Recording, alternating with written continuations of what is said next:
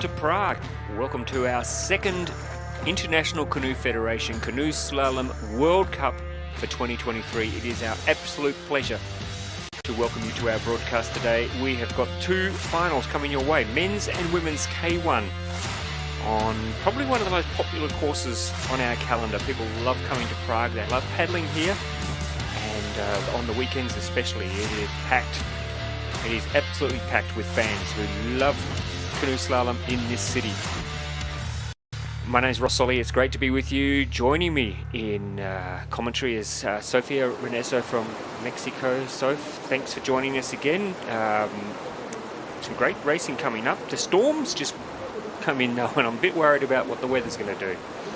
Yeah, thank you for having me. I'm super excited to watch this race. Prague is such a cool environment and atmosphere.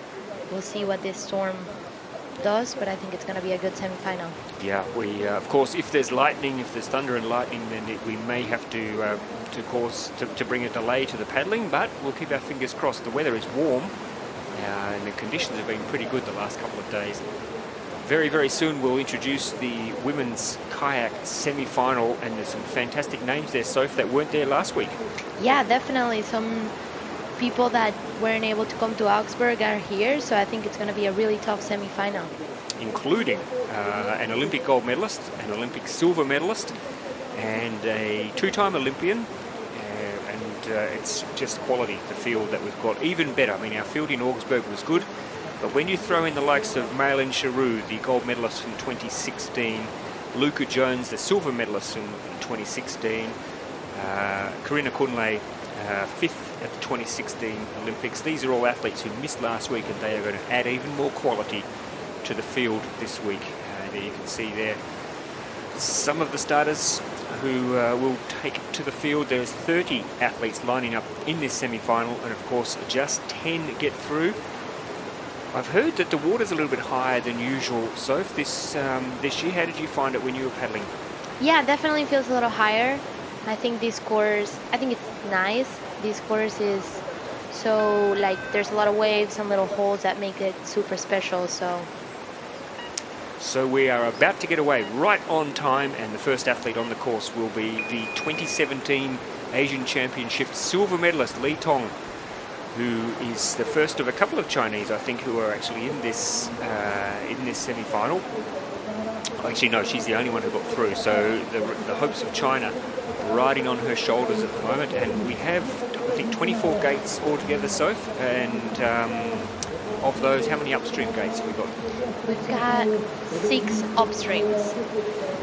And for those who, this is an upstream gate for those who are just learning the sport, so they have to actually go past the gate, turn around, come back through it. And the green ones, they can go straight through those, they don't need to go around them. So, of course, it's a 2-second penalty if the paddler touches the gate, and it's a 50-second penalty if they miss the gate completely. And well, Soph can explain to you how they judge whether you've gone through a gate or not. What are they looking for, Soph?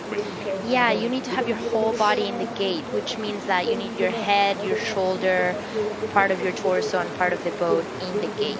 In fact, almost on cue there, we had the Chinese athlete Tong Li, and you can see there on the screen they're now reviewing that gate, because almost on cue, as Sophia was explaining the 50-second rule, she was very close on gate 12. So what happens now is that the judges who are on and there's a touch on that gate, so that'll be a 2-second penalty on that gate as well.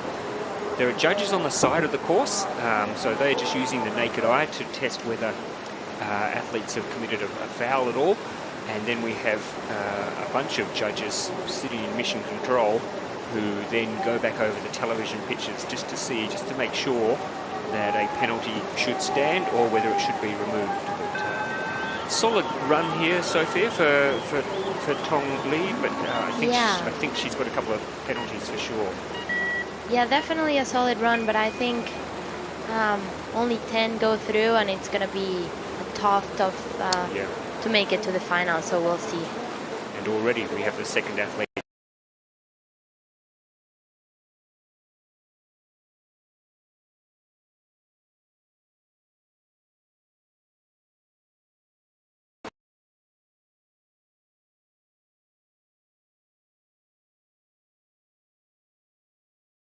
really good.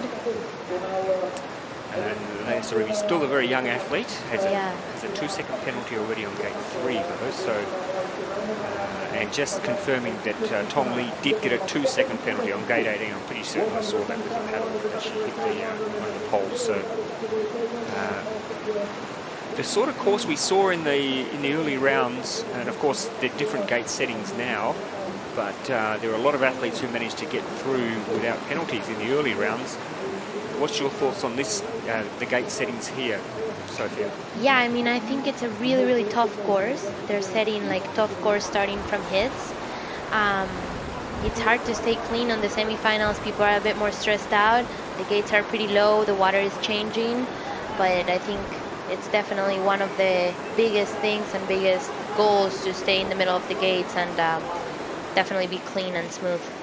We've seen already definitely a penalty on gate 19, and they're still looking at gate 3 and also a review of gate 18. So the judges have got their work cut out already for Leia Soribis, who is the second paddler on the course, but you can see she's well under the split time for Tong Lee. Her time was 1:19.88, so she's going to come in well under that.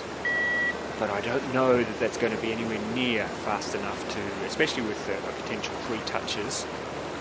I don't know, and you can see she's pretty disappointed with the outcome there. Yeah, definitely.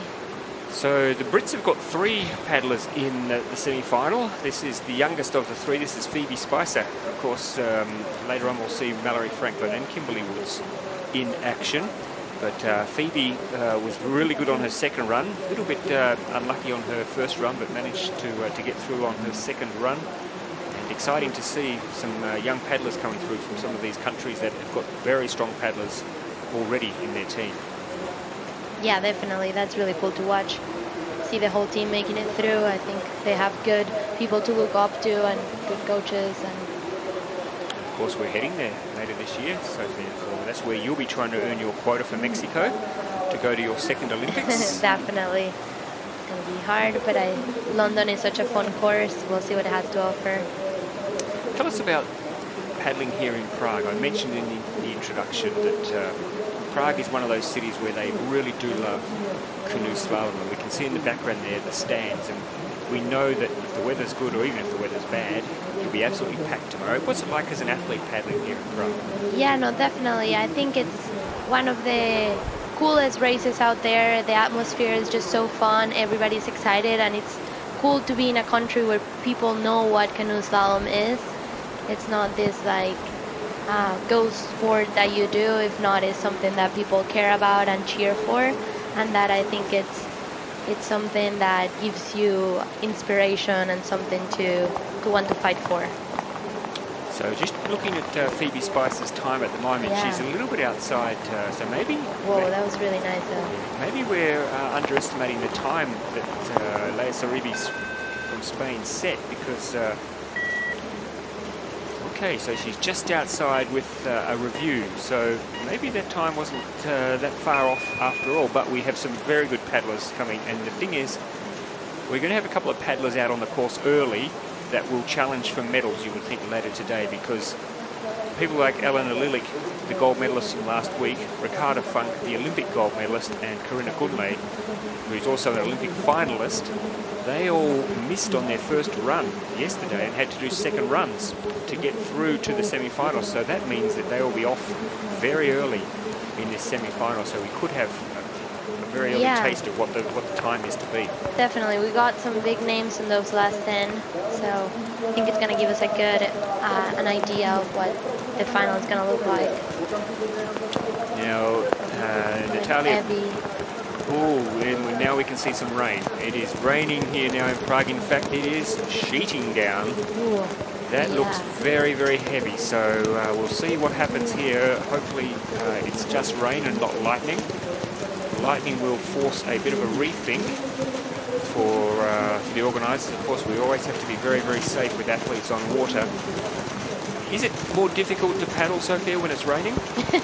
I don't think the rain affects that much. I think the wind is what makes it a lot worse. I think the rain is, I mean, you're getting wet anyways. You're getting water in your face. Yeah. It doesn't look like there's any wind out there. We can see, normally if the wind's blowing, you might see the gates swaying a little bit, but they are perfectly still. Yeah, but I think that's definitely one cool part about our sport. You never know what the conditions can be like, and it definitely affects everything, even if it's just rain and not wind. It's something And to there's deal a 50. with. I think, unfortunately, for Natalia Pasnik from Poland, well, they've given her a 2-second, but I think I'll have to have a look at that. We might have a look at the replay if we have time. I think that passed on the wrong side of her head, didn't it? Yeah, me too. Yeah, they'll have to review it. Poor old Natalia, though, it started bucketing down halfway through her run.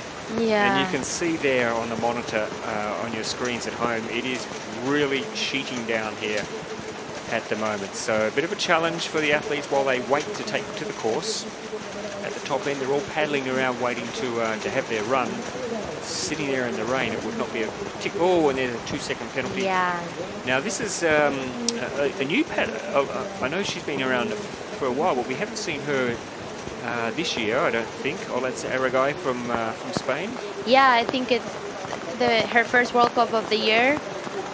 She made the team this year as in Spain, and I think it's really good for her to make the semi-final. I think she was on the extreme slalom team last year and making it through this year in slalom, so that's pretty cool to see. And look at the crowd there. They are doing their best to stay dry. It is very heavy rain, and this will challenge the crowd. Maybe not the athletes so much, but the slalom lovers out there who've come down to watch. This will test their love for the sport. Yeah. So at the moment we have, sitting on the top of the leaderboard, we have Laia Sorribes from Spain with a time of 1:13.27. And Natalia Pasnik, interestingly, they've just given her a 2-second penalty for that touch. Yeah. I think it might have been the gate behind or something, I don't know. Yeah. Tricky to the eye. Yep. I think Olatz is having a really, really good run. Yeah. She looks like solid, in line, calm. She's up on this pool. She's up on this. That looks tough through there, Sophia. That looks a really tough combination. That is really tough. And the water there, you're tired and you really need to use the water, but it's definitely tricky to use those waves. We've got a new leader, folks. Nice. New leader with a 2-second penalty, but she has gone into the lead. Olatz Aragai from Spain with a time of 1:11.94. Now, here is a paddler who could really set a time. Anna Satilla, 3-time Olympian, incredibly fast. She was feeling really sick yesterday, and after her first heat run, she was barely able to stand up. She was feeling so nauseated. And I know that she had to have a bit of a break, and then she came back and managed to qualify on her second run. I haven't had a chance to chat to her today to see if she's feeling better, but I know she had a disappointment. She told me she was feeling a little better, but still quite weak and a little sick. She was a little bit disappointing this morning in her canoe. C1, I don't think she got through, in fact, on the 2 runs. So that's but her sister did, which is something. That's exciting. So she's going very well at the moment, Anna. She's up on the split well and truly. Nearly 5 seconds up on the split, which is good pace. If she can stay clean, Anna could be in a good position to make it through to the final, which will give her a big pickup after the disappointment of the canoe this morning and feeling a little bit off colour yesterday. So Anna Satilla, the Brazilian, who's on her day one of the fastest paddlers on water, and just needs to sort of hold it together and put it in for a couple of runs and get through to a final and hold that in a final, because one day she's going to really blow a final apart, I think. Yeah, me too. I think she's such a strong paddler. She's looking very good. This is a really tough section right here. It's a tough section, yeah. This is hard work, as you say, Sophia. These are athletes who are very tired. But now they've got to sprint to the finish, and this is going to be our new race leader, well and truly, Anna Satilla. That will make her feel a little bit better as she gets a mouthful of water. That won't make her feel much better. That water should not be drunk under any circumstances. Evie Lidvarth, who's had 2 runs on this course already today in the canoe this morning, and her first run in the canoe this morning was fantastic, but she got a really late. She was out of the water and back putting her canoe away when they found out she had a 50-second penalty. So she had to get her canoe out again and do a second run, and unfortunately for her, her second run was almost as good, if not better, than her first run. So that would have given her a bit of confidence going into this. Yeah, and she was also very sick all last night and managed to make the semi on K1. So I think. So is there something going around amongst the athletes? I think the water. The Really? water is what's going around. Yeah, the water quality is not great, and I think it's easy to swallow a little bit, and if you're a little bit weak on your stomach, it's easy to get sick. So I think she spent the night in the bathroom, not feeling very well. In the smallest room in the house. Yeah. Oh, dear. But she's still looking really solid on this semi-final. I think she's giving it all. She's a bit gutted she didn't make it in Augsburg as well as she did. So I think she's eager to make it this time for sure. It must be one of the hazards of the job. I mean, Sophia, you've paddled on courses all over the world. There must be somewhere you would be quite tempted to put tape over your mouth before you go on the water. But it goes with the job, doesn't it? You paddle on some very, very interesting waterways. Definitely. I think some of the water is not ideal, but just kind of have to get used to it. Wow. Oh, that's good. Whoa, she's looking very good. Yes, this is going to be a really good time from Evie Liebfast. She's going to, maybe, yes, our new quickest time, and it's a good one. Yeah. It's a good one, and it's clean. It is clean by the look of things, so. Yeah, that was a solid run, I think. Yeah. We'll see what other people can do, but that looked pretty clean. It looked very good. How good is it to have this lady back paddling, Corinna Kunle? One of the more experienced paddlers on the circuit. Wonderful to see her back paddling. I know that after she missed out on Tokyo, I'm sure she spent a lot of time thinking about where to go next with her career, and it's good to see her back here and having another crack at getting back to the Olympics again, because she's a fantastic paddler. We missed her last week. She was a bit off colour, she said, last week. She's been struggling ever since she had COVID. She's really struggled to get back to her full fitness and full health. So who knows how far off her best she actually is, but she was good in her second run yesterday. She's looking just below on the split, so I think she's looking good. She was fifth in the Olympics in Rio, Corinna Kunle, and you go right back to around 2009. Yeah. She won a World Cup. A world championship, in fact. She's been around for so many years and she's still so fast. Yeah, no doubt. She's got all the experience she needs and she's very, very strong. So Corinna Kunle from Austria, the first of two paddlers in this semi-final. Victoria Woolfart, who won a bronze medal in this event last week in Augsburg, will be on the water a little bit later on, but this is a nice start from Corinna Kunle. She's just a little bit down at the moment on Evie Liebfast's time.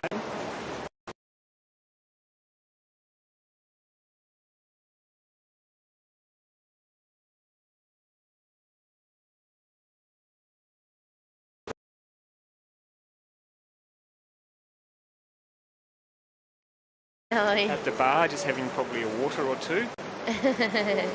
Now, Elena Lilich, gold medalist from last week, broke her duck. Sophia last week winning her first. Oh, I think there's a touch, unfortunately. Was it a touch or was it a splash? I think it was. I don't know. It looked like a touch to me, but we've got a lot of judges who can look over that. And I'm pretty certain that the bow of her boat brushed that upright.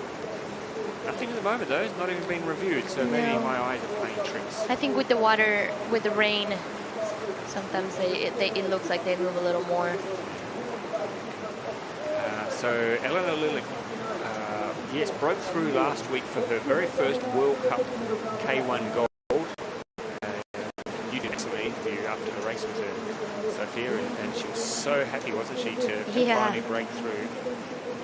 She was definitely very excited. I mean, she had all the reasons to be, and she had such a good run in her home course. I think that was a good start for this season, and definitely a bit more pressure for this World Cup, I assume, but we'll see if she can put down another final run and see where that takes her. She's definitely got the experience to be able to pull through. She's one of these athletes that if she was competing for any other country almost, she would be a big favourite for an Olympic medal, but of course she has the reigning Olympic gold medalist in front of her at the moment in Germany, and so it's a tough battle for Olympic selection for the German K1 team. This is a good run from Elena Lilich at the moment. She is clean. Question is she going to go into the 107? Ooh, just outside. That's going to be close. Yeah, looked like she spent a little bit of time at the top. Her top wasn't as clean, but the bottom looked really good. Right, here we go. Already, folks, in the semi-final, we have an Olympic gold medalist on the course. Ricarda Funk, and I think she'll be burning after last week's final when she was absolutely tracking to win the gold and made a big mistake at the bottom of the course at gate 21. And oh my goodness me, she's done it again. There's a 2-second penalties for Ricarda Funk early on. Oh no, she's gonna have to push really hard if she wants to make this final. Stay clean and do something crazy down here in order to pick up that time she just lost. If there's any athlete who can do it, it's her. That's for sure. She's super fast, but it's going to mean taking risks. And with risks comes mistakes. So let's see what Ricarda Funk can do. She needs to stay clean now. Another touch will make it very difficult in the quality of this field to be in the top 10. But look at that, even with a touch. Wow, yeah, she's still faster in the split. This will be an amazing run if she can still go under the time set by Karina Kunle and set the fastest time with a 2-second penalty. She looks like she's tracking well at the moment. Yeah. She's making it look like flat water, honestly. She really That's is. a really big hole. She made it look quite easy. Wow. She's really putting herself through some of these allegedly challenging gates. Yeah. This is a super hard offset. I think if she can do this direct without getting in the hole, I think she's gonna gain some time there. Oh, and she did it. Oh nice. my God, that's outrageous. Look at this. She's going to be well under Karina Kunle's time here. That is a very good run with a 2-second penalty. Thank you very much. Wow. Oh, stony face there from Thomas Apple. He's just watching on with interest. Martina Wegman now from the Netherlands, and Martina, of course, 7th at the Olympics and 7th at the World Championships back a couple of years ago. Really an improved paddler, and I think she was pretty disappointed last week not to make it through to the final. I think she finished 15th last week, so yeah, room for improvement for Martina. For sure. I think she's a very talented paddler, and when she puts down a good run, you can definitely see it. So I think if she keeps her boat in line, I think that's all right. She got stuck there a little bit, the juggling act, but she got through. But time slipped off a bit now. Yeah, I think one of her strong suits, I think her mind game is pretty strong when it comes to making mistakes and picking it up. So I think she can still have a good run even when she's a bit offline in some places. She can pull it back together. So now, the good news is the rain appears to have eased off. It's still raining slightly, but it's eased off a lot from what we had earlier on in the race. You can see in the background there the pretty dark clouds hovering over Prague at the moment. Not dark clouds hanging over Martina Wegman though at the moment. She's still got a ray of sunshine if she can finish off strongly. Oh, she's more than 5 seconds down though. That's a long way to make up. That is definitely on this part of the course. It can be done here, as Sophia said. You can get a direct line there between 22 and 23. That's still pretty solid. She lost a little bit of time, but yeah, unfortunately, I don't think for Martina that's going to be enough today to get her through to the finals. She crosses in. Oh, we don't have it. It hasn't come through, so. Yeah, that's a bit tough. Now we get confirmation she was in 7th position. So one of the teenagers of the field, Emma Vauton from France, and Emma she was 29th last week in Augsburg from a strong French team. Obviously, with an eye to Paris next year, the competition is red hot amongst the French team for places and to, I suppose, for that psychological edge, Sophia, amongst your teammates. Yeah, no, it definitely, they're all so strong. I think it's going to be interesting to see what the selection look like. I really love the style of Emma. I think she's very composed paddler. Her body is always in a perfect position. But she is really young and she's got a little less experience, but we can see that she's already gaining that from last year, and we can see her improvement, and she looks a lot more comfortable this year racing the international circuit. So at the moment her time, her first split was good, but she's just dropped a little bit, but she has a bit of wriggle room there. There's a couple of seconds between second and third at the moment on the leaderboard, so there's room there for athletes to sneak in and definitely, and I think this bottom section is a section where you can make up some time or definitely lose a lot of time, so we can see. So at the moment she's 3.5 seconds down on the time of Ricarda Funks, so slow through there, unfortunately, for Emma Mouton from France, 19 years of age. She's going to cross now in 6th position, and not happy. Definitely not happy. 1 hit is annoyed, 2 hits is quite angry, 3 hits is very unhappy. Yeah, she does not look happy. On the, are you happy with this run scale? No, I'm not. Shouldn't laugh, it's not a laughing matter. I don't know, the boat deserves it though. The boat was just doing its best. Neither the paddle. The boat and the paddle were just doing their best. They're just doing their job. So maybe don't blame them. Got to check now. Emily Hilgertova. Yes, in her backyard. Yeah. Emily Hilgertova from the famous Hilgertova family, and well, in the Czech Republic, Sophia, there's hardly a more famous name. Yeah, that is true. Than Hilgertova, and Emily has had a great career as a junior paddler and an under-23 paddler, and it's good to see her now paddling so strongly in senior levels, and look at her time. It's a great time at the moment. I mean, you can definitely tell how she knows this course perfectly. She's using the water all to her advantage, and this is a course where the little waves really matter. You need to stay on top of the water, and we can see that she knows exactly where to place the paddle to stay on top of the water. So she's tracking well at the moment. This is nice. Yeah, really nice from Emily Hilgertova. Missed the final last week just. I think she finished 12th overall, so that's cruel. Finishing 12th here, missing out by 2 spots. I think this is one of the places where if you know exactly where to place your paddle on your boat, you can definitely take advantage of that. So I don't think she's not going to go under Ricarda's time, but she's going to be very close. Yes, top 3 position for Emily Hilgertova. Gee, we're getting some understanding now of how good Ricarda Funk's run was. Yeah, with definitely. A 2-second penalty. Definitely.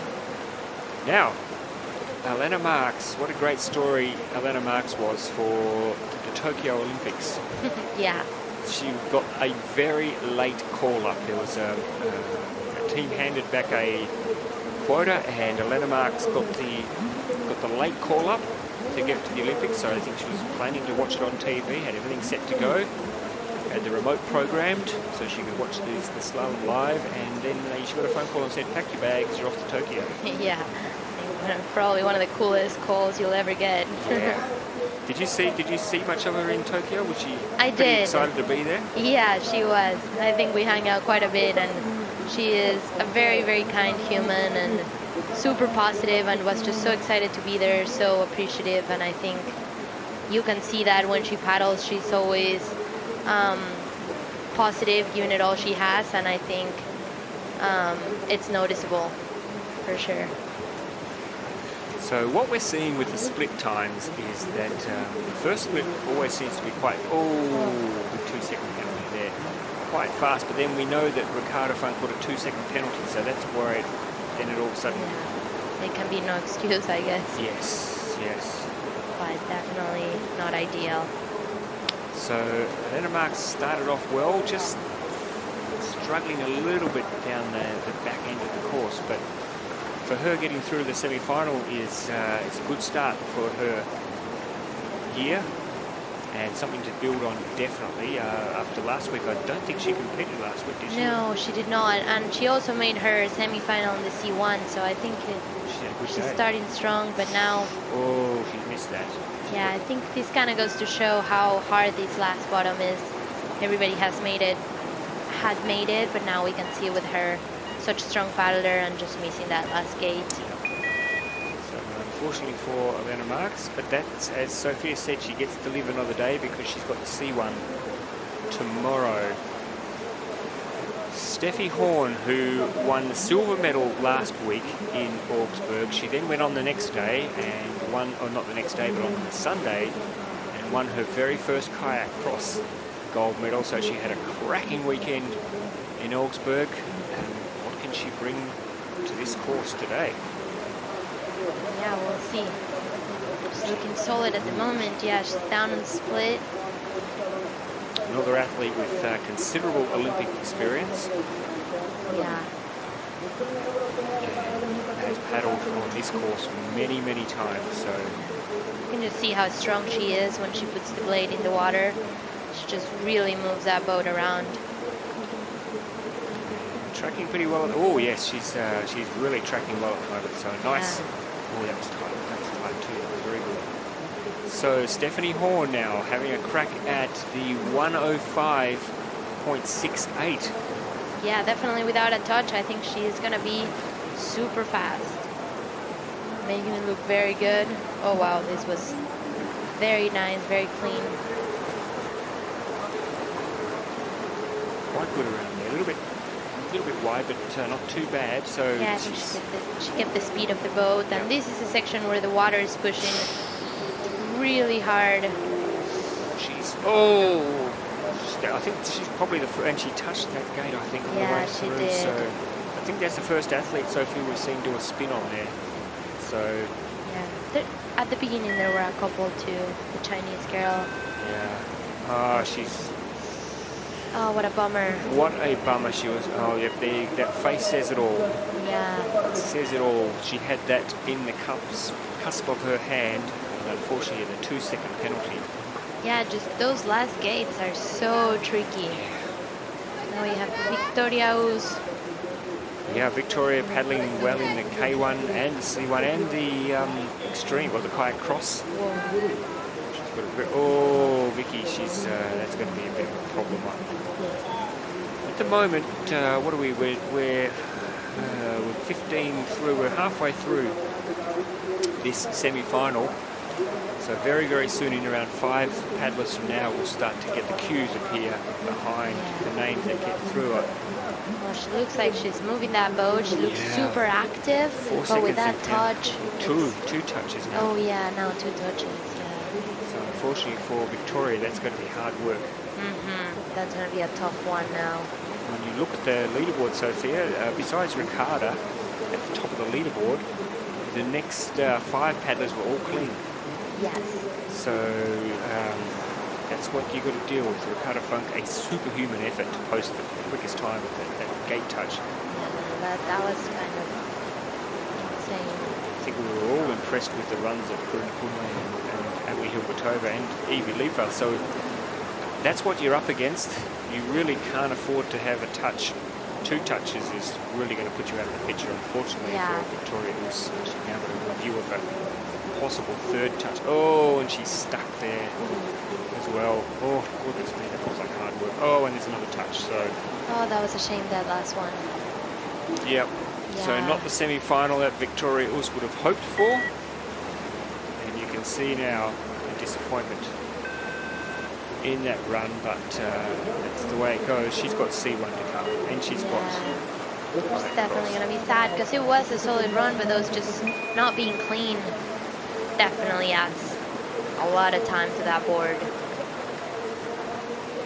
Antoni Galaskova, another local, paddles on this course a lot, and she was telling me the other day that she's at the moment, she's in the middle of exams as well, and so she's trying to focus on study for her exams. While focusing on a semi-final. Yes, and she told me that her lecturer has no understanding or no idea what she does in her outside life. So he has no sympathy at all for her when she's spent a whole weekend paddling and comes in on a Monday with a report or a review that maybe hasn't had the work put into it that others have. So she said she can't get any sympathy from him. So she's trying to get the balance right, but it's a bit tough, isn't it, when you're trying to balance study and work and all that with being a professional athlete? Yeah, it's definitely a balance, you know, having to work or study and making it work with training. I think it's important to have that balance, to have school, to have something else in your mind, but it definitely is tough when it's competition, when it's racing time. It definitely adds a level of stress that counts for something. Well, she's taking that stress out on the course here at the moment because she is really giving it a bit of a thud. Oh, speaking of thud. A little piton on that wall. Right on cue, thud into the wall. Didn't lose too much time, but maybe just put a little bit behind. She was up on the split, and now she's got a 2-second penalty. Oh, spin there. Oh, that was a good one, though. Yeah. Right, she really needs to pin the ears back here because she's lost that little bit of time and she has now had that 2-second penalty. So unfortunately for Anthony Galaskova, she'll go back and look at that. She's such a wonderful competitor, always super happy.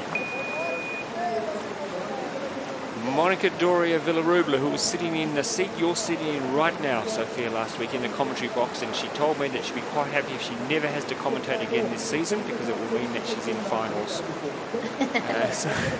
That's fair enough. Well, it always is a tough one, and we put a lot of pressure on you, Sophia, because I know that you would much prefer to be out there paddling as well. Oh no, you kidding? Hey. I love it in here. I know you do. I know you do. We'd love to see you out there in the semi-final and final. And look at this Monica Doria Villarubla, who had a great K1 last week. She made the final, which she was pretty stoked about, and actually finished 7th last week. So yeah. She had a strong finish. She's looking super solid right now. Really composed, gliding that boat. Wow. Ooh. Here we go. Here we go. Oh, yeah. We've had a few athletes, though, in this position, and they've struggled to hold it together, especially down there at the bottom of the course there with that difficult combination. Definitely. The job is 24 gates, not 18, not 19, so you've got to keep it together for the whole time, and I think that's why it's hard on these courses. It's hard in slalom that there's a lot of time to mess up even at the end. Look at this time though, Sophie. She's really giving this a shake. Now here's the challenge. Very nice. That's pretty good still. I think so. Yeah, wow. She might not be quickest, but she's certainly going to be top 3. Oh, she's going to be first, yeah, she might be the quickest. Nice. Wow, look at that young lady. What do you think about that, Monica? Yeah, she says, pleased. I'm pleased. And there's a friendly pat for her boat. Say thank you very much, Kayak, for getting me down in a 103.35 and putting me on the top spot on the leaderboard. Yeah, that's an awesome run. It really has set the scene now. Wow. What can Eva Ostova show for us today? She was maybe a little bit disappointed last week. 22nd, I think she finished. Last week, very exciting young paddler. Seems to have been around for years, doesn't she, Sophia? But she's still only 22, I think. So. I know, she's so young. She definitely has got a lot of experience already, and she's a very good paddler, so she can settle down and put down that time. She's solid. And of course, we're heading to her home course next week. Looking forward very much to Tucson in Ljubljana. It is... with the drop there, it's one of the most famous courses in the canoe slalom circuit. Goodness me, that's what happens sometimes when you hit one of the poles. They come back and hit you back. Yeah, those are tricky. Sometimes you can hit it the wrong way and just... And it hurts, doesn't it? If you get hit in the face, it does hurt. Definitely hurts. You can get a black eye from one of those poles. They don't look heavy, but they are for the wind and everything, and they're definitely a hard hit. So unfortunately, there definitely one touch, possibly two for Eva Hosela from Slovenia. And the time she wants to beat at the moment, we are heading towards the last 10. So very, very soon we're going to start seeing who will make it through to this afternoon's. Oh, and she's run into a roadblock there as well. So unfortunately for Eva Hosela, has not gone the way she might have planned the bottom half of this race. She crosses now in 13th. Oh, bugger, she says. I'm not quite sure why that happened like that. Well, here we go, folks. Recognize this face? You should do. She is an Olympic gold medalist from Rio in 2016. She was almost more excited in Tokyo to win a bronze or to win a medal, or to just compete, than anybody else was, because she'd had a very, very long, difficult lead up to the Olympics with injury and, of course, becoming a mum and all that sort of stuff. And she's back. Yeah. And paddling great. Yeah, she's definitely impressive. She's a paddler that's always kind of on the safe side of things, and in the middle of the gates you can always see her runs are solid and just very composed always. Yes, just always looks like she never takes more strokes than she needs to. Yeah. Just takes the number of strokes that she needs to get the job done. Exactly. She always looks calm and just stable and smooth in the middle of the gates, and she always gets it really well. So it's awesome to watch her. So she doesn't have the speed at the moment, but she's certainly got the style. Oh, spoke too soon. There we go. Commentator's curse. Oh, yeah. Oh, and another one. 2 in a row for Malin Charou. Unfortunately, so 4 seconds, that will, I think, she was already down on the time anyway. She wasn't that fast across the water, so. But a nice comeback. Ooh, a nice comeback event for her. We'll see more of her as the year progresses, I'm sure. Yeah, it just touches. You can't afford to have penalties these days. Yep. Everybody is so strong that you have to have clean runs. So, unfortunately for Malin Charou, she is out. Mallory Franklin now, we missed her last week. She's had a hand injury she was telling me about. She hit her hand on one of the bollards at Lee Valley, and it turned out to be a lot more serious than she first thought, so she had to have a bit of an operation. She's got a bit of steel in her hand now, where the injury happened. But I tell you what, we've seen her in the K1 and the C1 this weekend, and it doesn't look like it's affected her paddling at all. That's very good. Oh, very nice. Look at that. Yeah. Wow. That was fast. It looks like the rain's getting heavier again, unfortunately, but it's not going to affect Mallory Franklin. She looks very, very focused, and this will be the first athlete that we'll see going for qualification, because we are down now to the top 10. And after this, so the time at the moment at the top of the leaderboard belongs to Monica Doria Villarubla from Andorra with a time of 1:03.35. That is the time at the moment that has to be beaten to get into the final, and Mallory Franklin is tracking very well. It's been a nice tidy run. Definitely risking it all on the ups, but just keeping it together and clean, really smooth. So she's just dropped a little bit at the moment, but there's 2.5 seconds almost between. And she goes for the spin. Yep, there's 2.5 seconds between Doria Villarubla's time and Ricardo Funt's time, so she can be outside. She's going to be just outside Doria Villarubla's time into second. That's a pretty good run. Yep. That's the look. Mallory Franklin doesn't give a lot away, but that's the look that. Yeah, definitely. She's got a good poker face. Yeah. Hasn't she? I would like to play her in poker, because I think she'd do me in pretty quickly. I think so too. So Monica Doria Villarubla, for the second week in a row, you are coming back for the finals. Fantastic stuff. Now Eva Terschel, we saw her in 2019, win the world title in Liceo at an Olympic qualifying event. Unfortunately, since then, Sophia, she hasn't really recaptured that form. Yeah, I think she's super solid paddler, but for sure after that it's been difficult.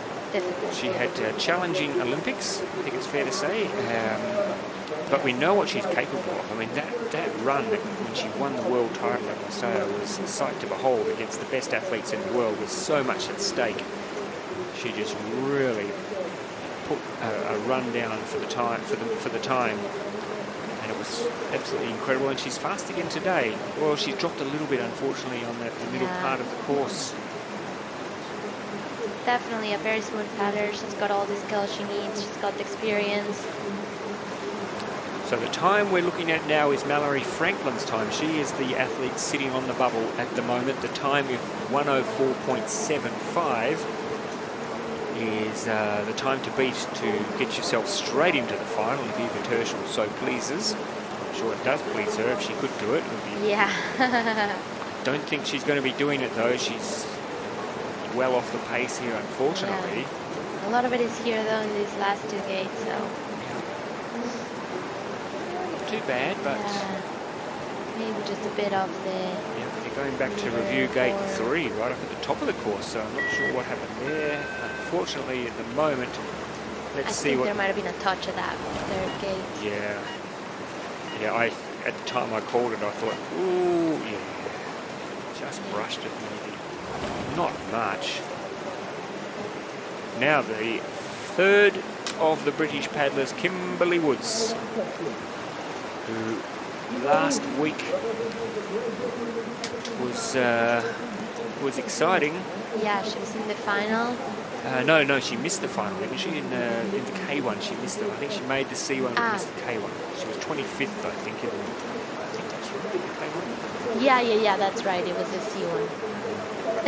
Anyway, look how fast she is today. Kimberly Woods, there's nothing like having your teammate up the top of the leaderboard, or near the top of the leaderboard, to get the flare in the nostrils.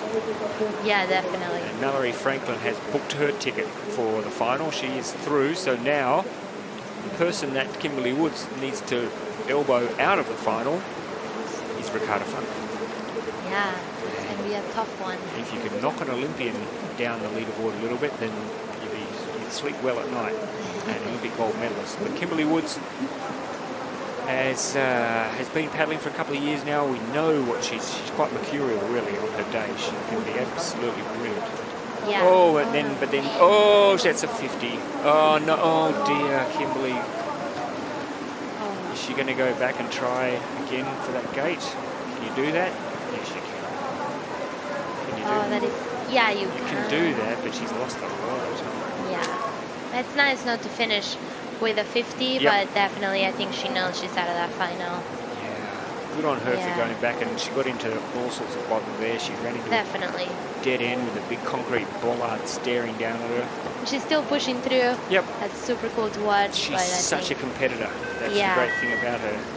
She'd be disappointed at just one little mistake. Oh, she says again, what am I doing? Got my helmet on too tight or something. I don't know what's happening here. Definitely. That was... She kind of hit it the wrong way and was just swung the wrong way. Now, speaking of how exciting it is to have people back, welcome back Luca Jones. She was out all last year. Had a terrible time with COVID. Such a bad time, in fact, that for a long, long time she could barely get out of bed. Yeah, no, COVID was definitely hits different each person, and it's... And then she got it again just before the trials in New Zealand.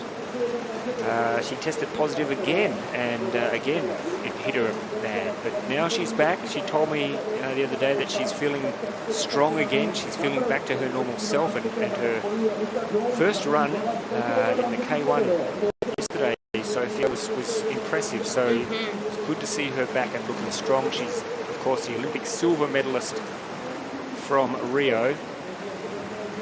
I like her top. Yeah, no, it's she's eye-catching. looking... Isn't it nice to see a bit of colour? Yeah. Instead of the normal black or the white or whatever. There it is, look at that. Yeah, she's so colorful. A lot of flowers. And she's got such a strong way of paddling. It's definitely... So Luca Jones from New Zealand with Ricarda Funk now through to the final. The time to beat now is Corinna Kunle's time of 105.79. And at the moment she's under that time. Yeah. But there's a couple of reviews underway for potential touches. Oh, that's nice. That was very smooth. Very nice. Yeah, wow. Luca Jones, I think you are going to be into the final. This is a very good run. Look at that. She'll be absolutely over the moon. Look at, oh yes, you can see what that means for her.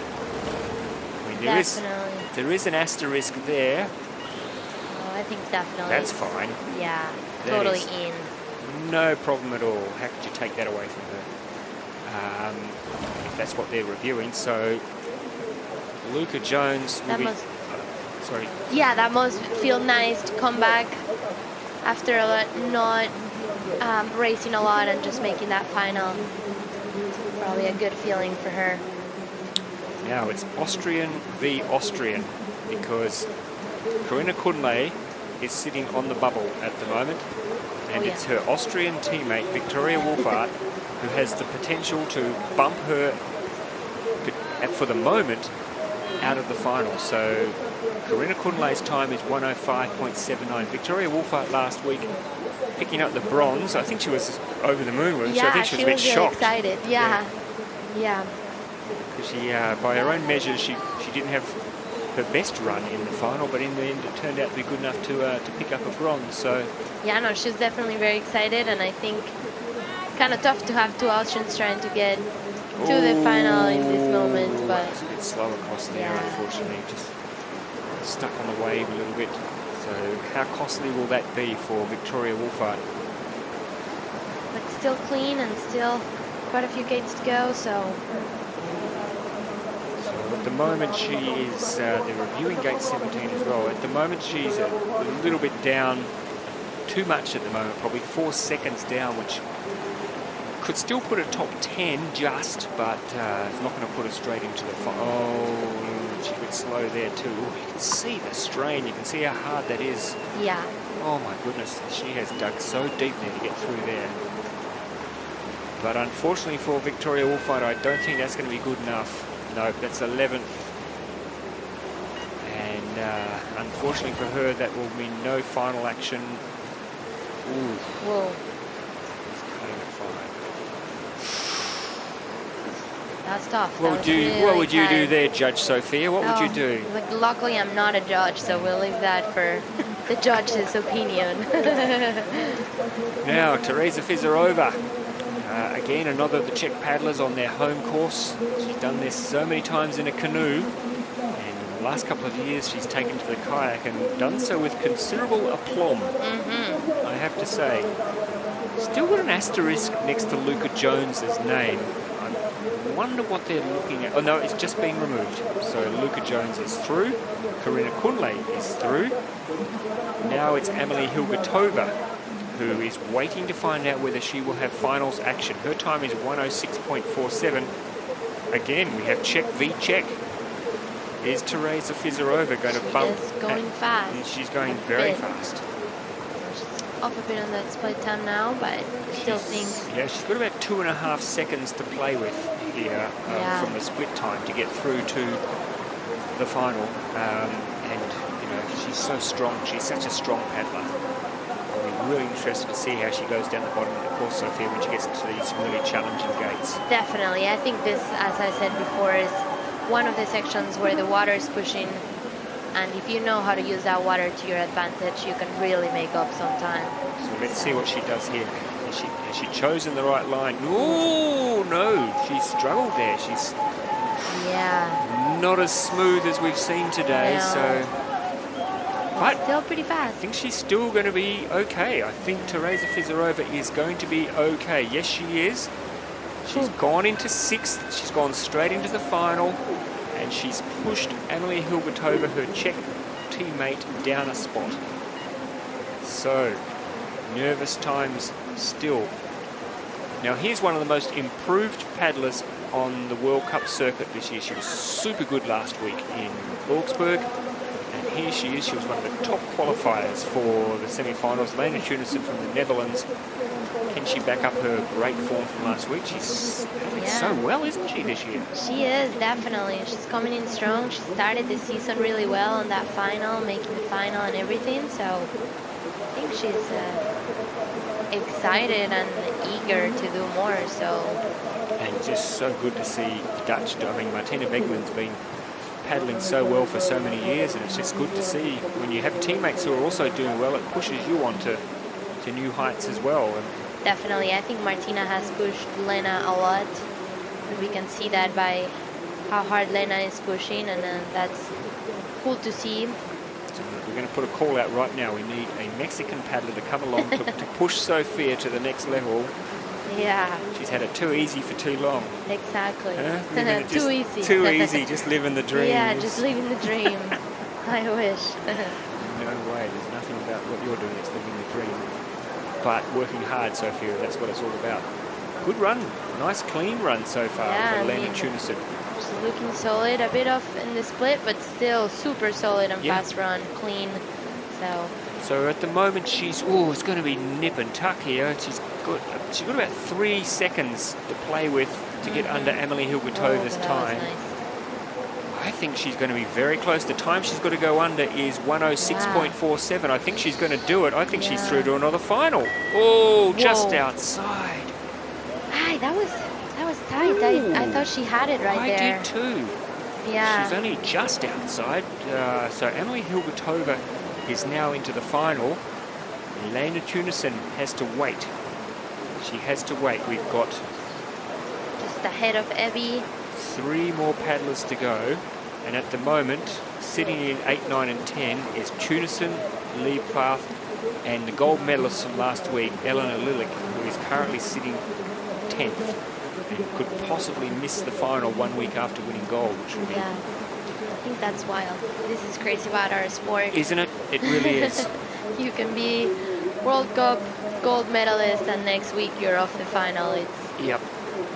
Well, kind of crazy. It really, really is, but that's what makes the sport so beautiful. It's so unpredictable, and it's the unpredictability about it that I think makes it just so much more exciting to watch. I mean, people love their tennis and they love their football and all that sort of stuff, but you just don't know what's going to happen here.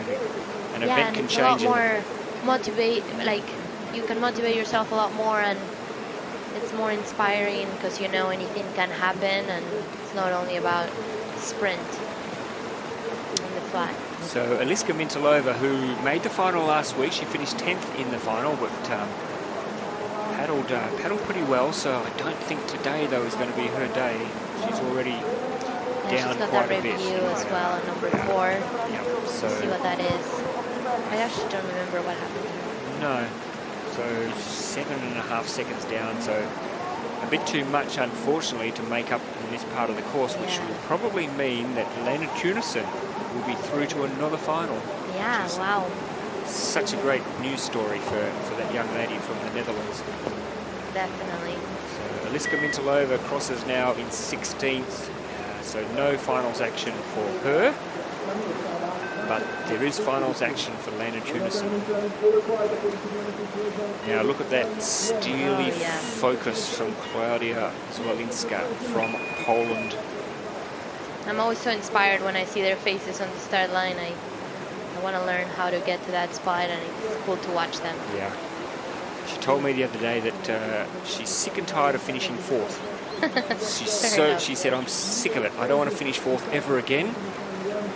She finished 4th last week a couple of times, and including in the K1 final. Probably the most annoying position to finish in. Yeah, I think so too. I finished 4th at the Pan Americans and definitely was upset about that. Yeah, yep. So it looks like she's gone out with a mission today, Klaudia Zwolinska. Her time is lightning fast at the top of the course. Yeah. And the athlete that she's trying to kick out at the moment is Evie Liebvaart, who's sitting there on a 107.47. You would have to think Klaudia Zwolinska, if she's anywhere near her best, would swallow that time pretty easily. She is going really fast in the split time here. It's going to be hard. Ooh! Yeah, the judges will have a look. I think that's definitely going to be a review. Yeah. Maybe not. Maybe it was clear for the judge's eye. The judges have lots of different vantage points, of course, and Yeah. they can communicate pretty quickly if there's anything that needs to be looked at. At the moment, they're not reviewing it, so that's good news, and her time continues to get faster. Oh, no, just down a little bit, but that's well inside the qualifying time. Can she hold it together through this difficult combination of Klaudia Zwolinska from Poland? I think she's through. That is a good bottom half to this race, so Klaudia Zwolinska will go through. The only question is, what position will she go in? Second position at the moment. Yeah, bit of a fist bump there for Klaudia Zwolinska from Very Poland. subtle excitement, but By the way, she knows what she did well. let me tell you, she makes a very good sandwich. Klaudia Zwolinska. She was last year when we finished in Krakow. They were doing a road trip. I think it was her and I can't remember who was traveling with. It might have been Martina Wegman. And Klaudia was making sandwiches for everybody for the road trip, putting a lot of time and effort into it. And I've got to say, they looked very tasty. Very good. In a way, I wished I was going on that road trip as well. Now, Jessica Fox finally nailed a great K1 run after the disappointment of last week when she got a 50-second penalty in the semi-final and missed the final. Very unusual for her in a K1. You kind of know after that it would be very hard for Jessica to mess up this time. I think she's going to paddle super conservative but really fast through the water, and we can see that already. She's fast. The person most nervous at the moment is Evie Liebfeld. She's sitting there in 10th position with a time of 107.47. And I think if you've got to rely on Jessica Fox making a mistake, then you've drawn a bad hand at the poker table. Oh yeah, that's a bummer. Definitely. I think 11th position, also it's a hard position. It's a to terrible stay position. out of the final just by a tiny bit. That's going to be hard for her, but also she knows how close she is. So Jess Fox at the moment, let's see how this master of this domain deals with that combination. Not as quick as I think she might have liked to have been, but I think we're going to have a new race leader here. Yeah. I think we're going to have, she's going to go under the 103, I think, which is the fastest. Oh, she almost stopped paddling She before. almost stopped at the end. That's cheeky. That is cheeky. Yeah. But that is also your race leader. She's come to Prague on a mission. Look at those eyes. Look at the look in those eyes, folks. That means business from Jess Fox. She's exhausted as well, but she knows that she can go even faster in the final. Oh yeah. Ooh, that is a strong message. So Jess Fox goes through as the quickest. Monica Doria Villarubla, maybe surprising some, second quickest. Klaudia Zwolinska, third. Then Franklin Funk, Luca Jones, Corinna Kunle, Teresa Fizarova, Emily Hilbertova, and Lena Tunison down there, number 10. What do you think of that final lineup there, Sophia? I mean, I think it's such an amazing final, such big names, really good paddlers. Sad to see some of them stay out, definitely. Still really good names outside, but that's the way it is. Everybody's paddling so well that now it's all big names almost. Yeah, it is a Prague Czech final, and we're super excited to bring it to you a little bit later on this afternoon, so stay with us. But in just a moment, look at the rain there, folks. That was what it was like half an hour ago. It was bucketing down. Some good names fell by the wayside. Others have held their nerve and managed to get through to the final. We've got Olympians in the final. We've got world champions. We've got an Olympic gold medalist. We've got a Olympic silver medalist. We've got Olympic bronze medalists all lining up in the women's K1 final. Not everybody was happy today. Some people took it out on their boats. Some people took it out on the water. Yeah, tough semi-final, but it's going to be exciting for that final. It really, really is. Sophia, thank you so much for joining us, for being part of the commentary. We're going to hear you down there with the athletes in the final. Looking forward very much to hearing you keep them honest. Yeah, I'm super excited to see who gets down there and how they get there. So We'll see how it goes. Fantastic stuff. Thank you. Sophia Reynoso from Mexico, of course, competed at the Olympics in Tokyo. Fingers crossed she'll be at the Olympics in Paris as well. Tracking well at the moment. So we'll see her later on, or hear from her later on when the finals get underway. So we're very close to the men's final, and wow, we've got some good athletes lining up as well for the men's final. Looking forward to bringing you that. If it's anything like the women's semi-final, then it's going to be a sight to behold, no doubt about that at all. Lena Tunison, as we just saw there, she's through to another final 2 weeks in a row for Lena Tunison. What a great start she's made to the 2023 season. Certainly, I think, a candidate at the moment for the most improved athlete on the women's circuit. She was good last year, but she's gone even that one level higher this year, which is what you've got to do in an Olympic qualifying year. So now we turn to the men's, and 40 athletes. I always find this incredible. 40 athletes out there vying for just 10 positions. And I'm joined in the commentary box by Fredrik Wåhlin from Sweden, who's unfortunately didn't make the semi-finals, but the semi-finals loss is our gain because he's here in the commentary box with us. How are you, mate? It was a bit wet out there. What was it? Yeah, it was. I went here from the home where we're staying, and it was raining all the way, so I was wet coming here. Has it stopped? I think it's, yeah, a little bit easier now. Yeah, it was only just for the poor women who were having to deal with it. Now, we just saw the women's final, some great racing there. What a great semi-final lineup we've got here for the men, Fredrik. Some of the biggest names in the sport and some new names. I think we're going to be in for some great racing. Yeah, I think so too. It will be very interesting to see how they can manage the new changes in the course. But they have seen the women now, so they can learn from them to see what is the best line to do this course. Yes, the men do get a bit of an advantage, don't they? Because they get there they sit and study the women and see how they do the course and where time can be lost and where time can be made up. But already we've seen, I don't know how much you saw down the bottom of the course, Fredrik, but there's a couple of really challenging gate placements down the bottom. Yeah, they really changed the course a lot from the qualification course. It was very easy, I think, and now they've turned out to be a really difficult course for the semi-final and final, and that's how it should be, I think. Tell us about your day yesterday. Didn't quite go to plan. No, it didn't, but you know, I had some good bits in my run as well, so I'm not too upset about it. I know I can do better, and I will. And I think now we see Noel Hendricks will start here in a few seconds. Yes, Noel Hendrick from Ireland, the first paddler on the course. Finished, didn't make the semis last week. Oh, he did make the semis. I think he finished 34th actually. Yeah, he was really good, and I think he's really leveled up his game this season, and was really good in the end of the last season as well. So will be very interesting to see. And there we have we'll see what the judges say about that, but surely he's going for it. Well, you've got to, don't you? In a quality field like this, when there's 40 athletes on the start, getting not the way he wanted there and losing a lot of time here. Yeah, when there's 40 athletes on the start line and only 10 go through to the final, you can't be conservative, can you? No, you have to go for it. I also think I've been going first in the semi-final as well, and I think that's like mentally quite tough.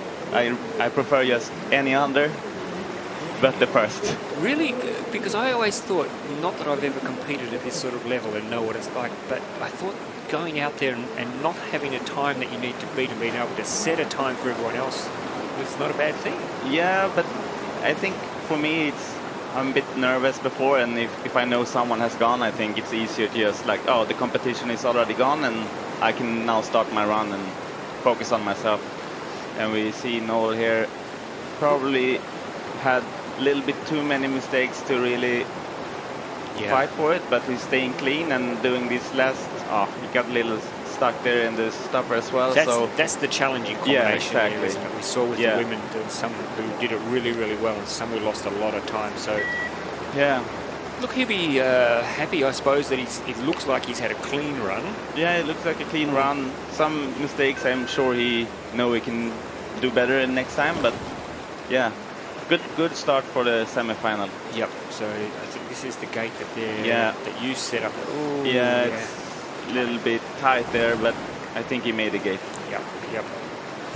So great to see Alex Baldoni through into the semi-finals. He didn't get through last week, of course, based in France.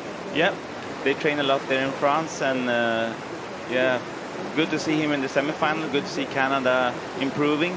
It's very good. It's just great for the sport, isn't it? I mean, we know how strong all the European teams are, and to see athletes from Canada and Australia and New Zealand, China, Japan, Morocco. Yeah. You know, it's really shows what a global sport this is. Yeah. Sorry, go on. No, I think looks like he's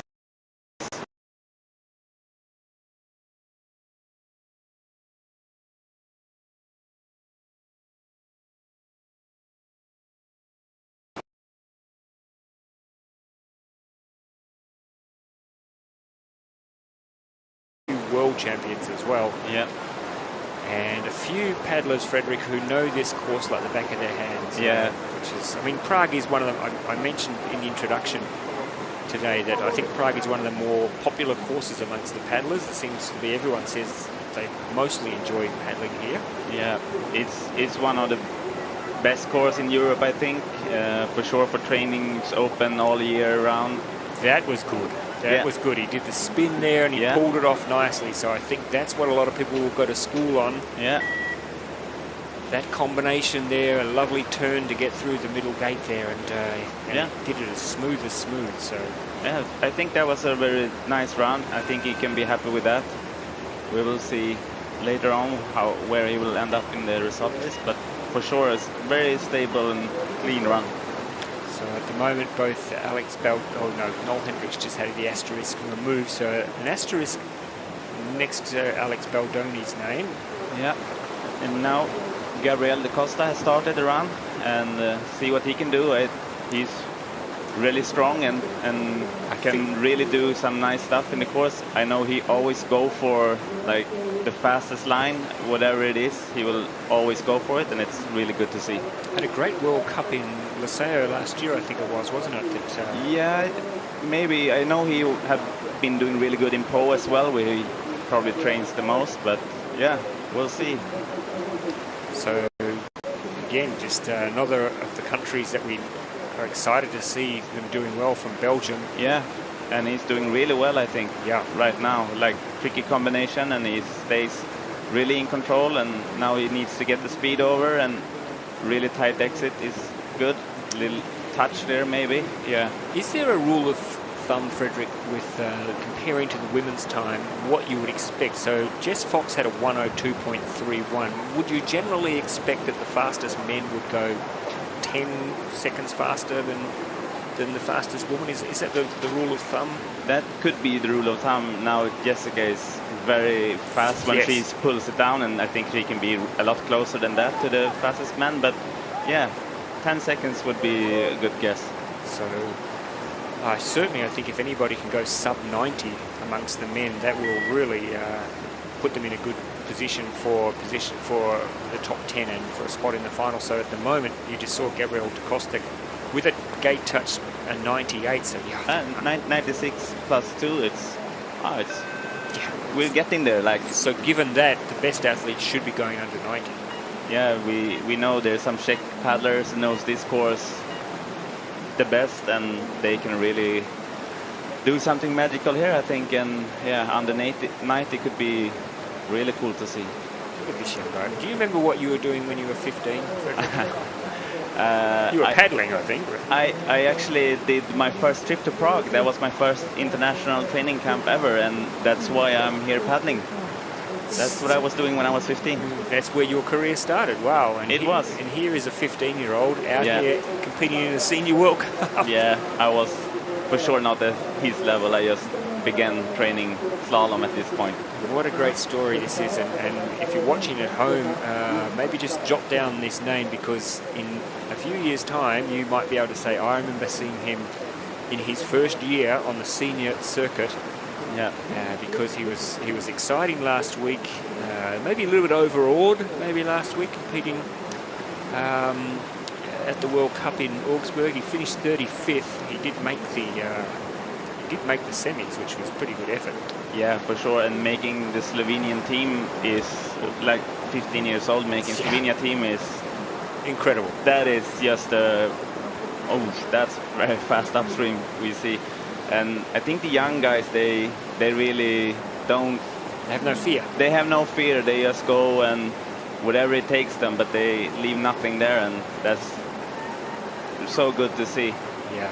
And this is not a bad run either. He's going to be around the 98 seconds, which he's put everything into that thing. Oh, he's not happy. No, I don't know if that could have been really good without the touches, but now he has... The touch would have put him down to a 97. Yeah, and yeah, I think good run. Yep. Overall. I think that was Dimitri Marks we just saw with his sister Alana, wasn't it? I think we just saw that on the screen. Yeah. He will be coming down soon, I think. He'll be excited after last week. He was very disappointed with his run last week. So we have the first of our Japanese competitors here. Kazuka Sato didn't start last week, so this is his first World Cup for the year. And great to see Frederick off the back of the Tokyo Olympics that the Japanese are producing some really strong paddlers. Yeah, that's very good to see. It's good to see all the nations from all around the world competing, and especially making the semi-final, and see where they can go maybe in the final. We saw last year we have a lot of different nations in the final, so we'll see if he can make it.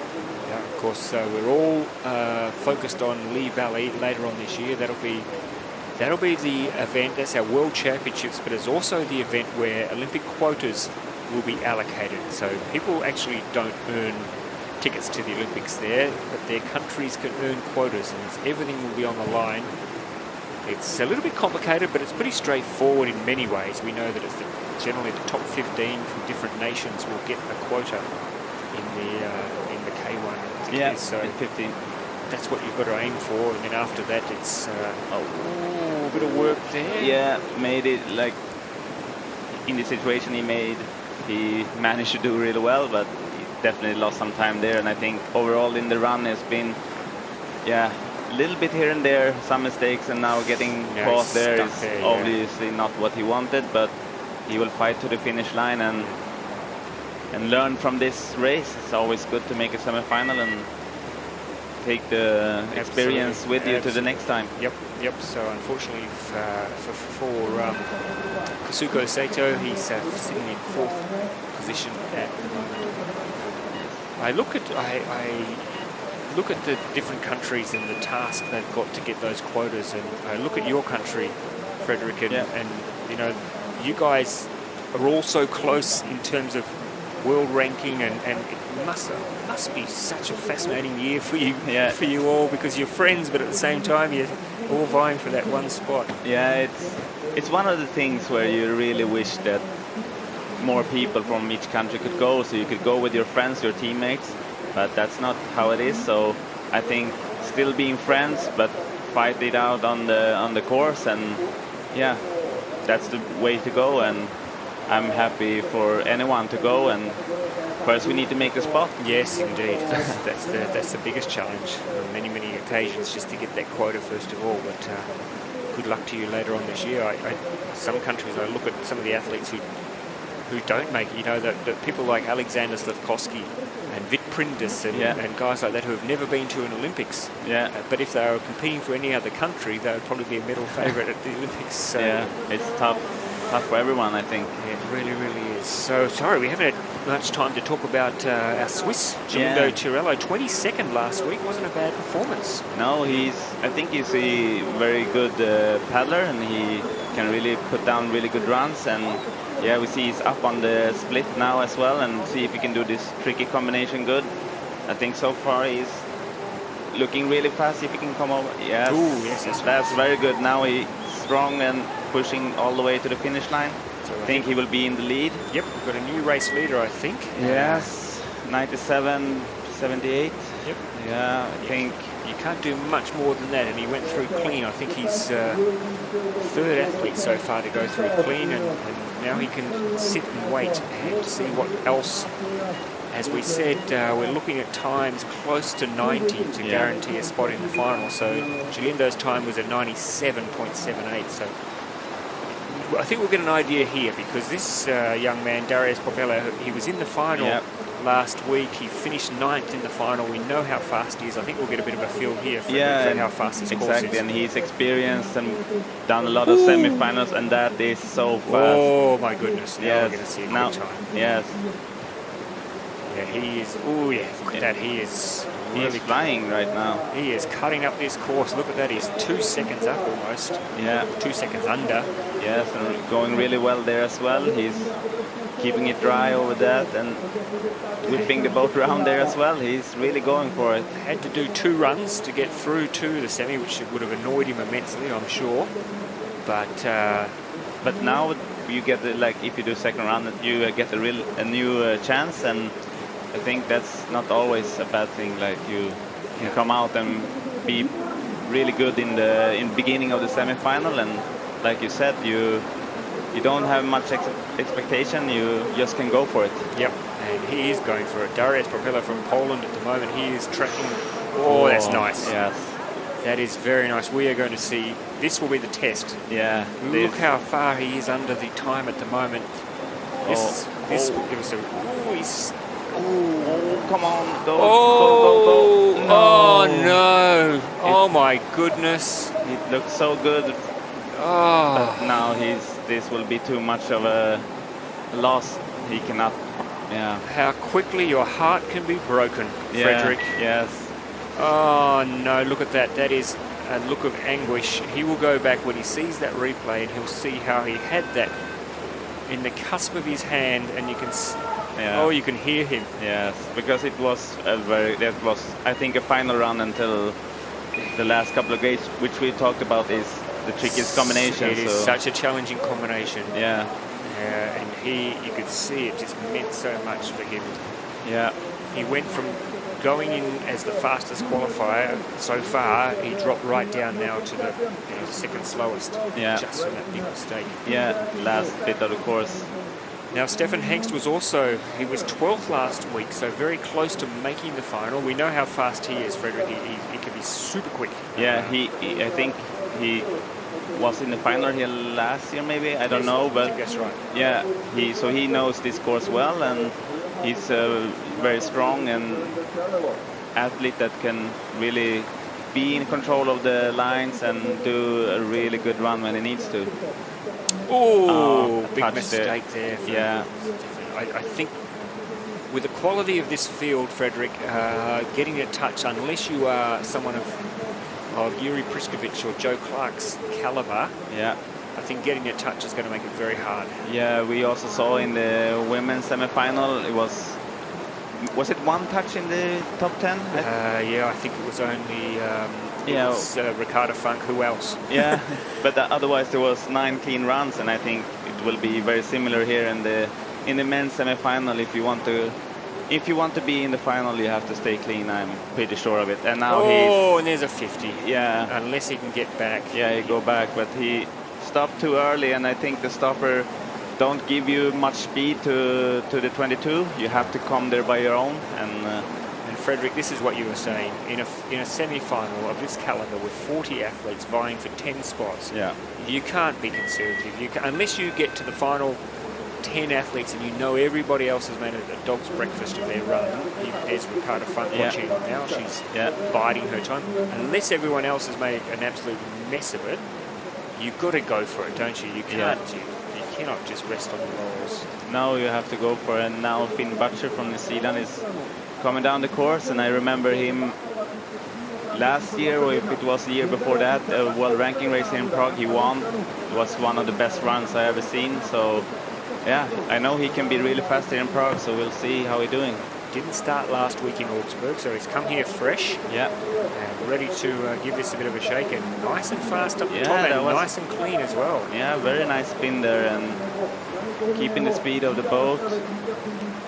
Whips around there, very fast upstream. I'm reluctant to talk about how well he's tracking, because every time I do that, something happens. Yes. But at the moment, he is going nicely. Look at that. He's on track to be the fastest on the course so far. Yeah, and here's keeping the speed over, and he do that and sweeps in and out. Perfect. Very good so far. Right, now we're heading down to where the race seems to be won or lost down here as we get down over this upstream gate, and then it's down to this challenging gate combination. Yeah. I think here get your... Oh, he's fast. Yeah, he's very fast, and like here you have to get everything together to be really focused on the last gates.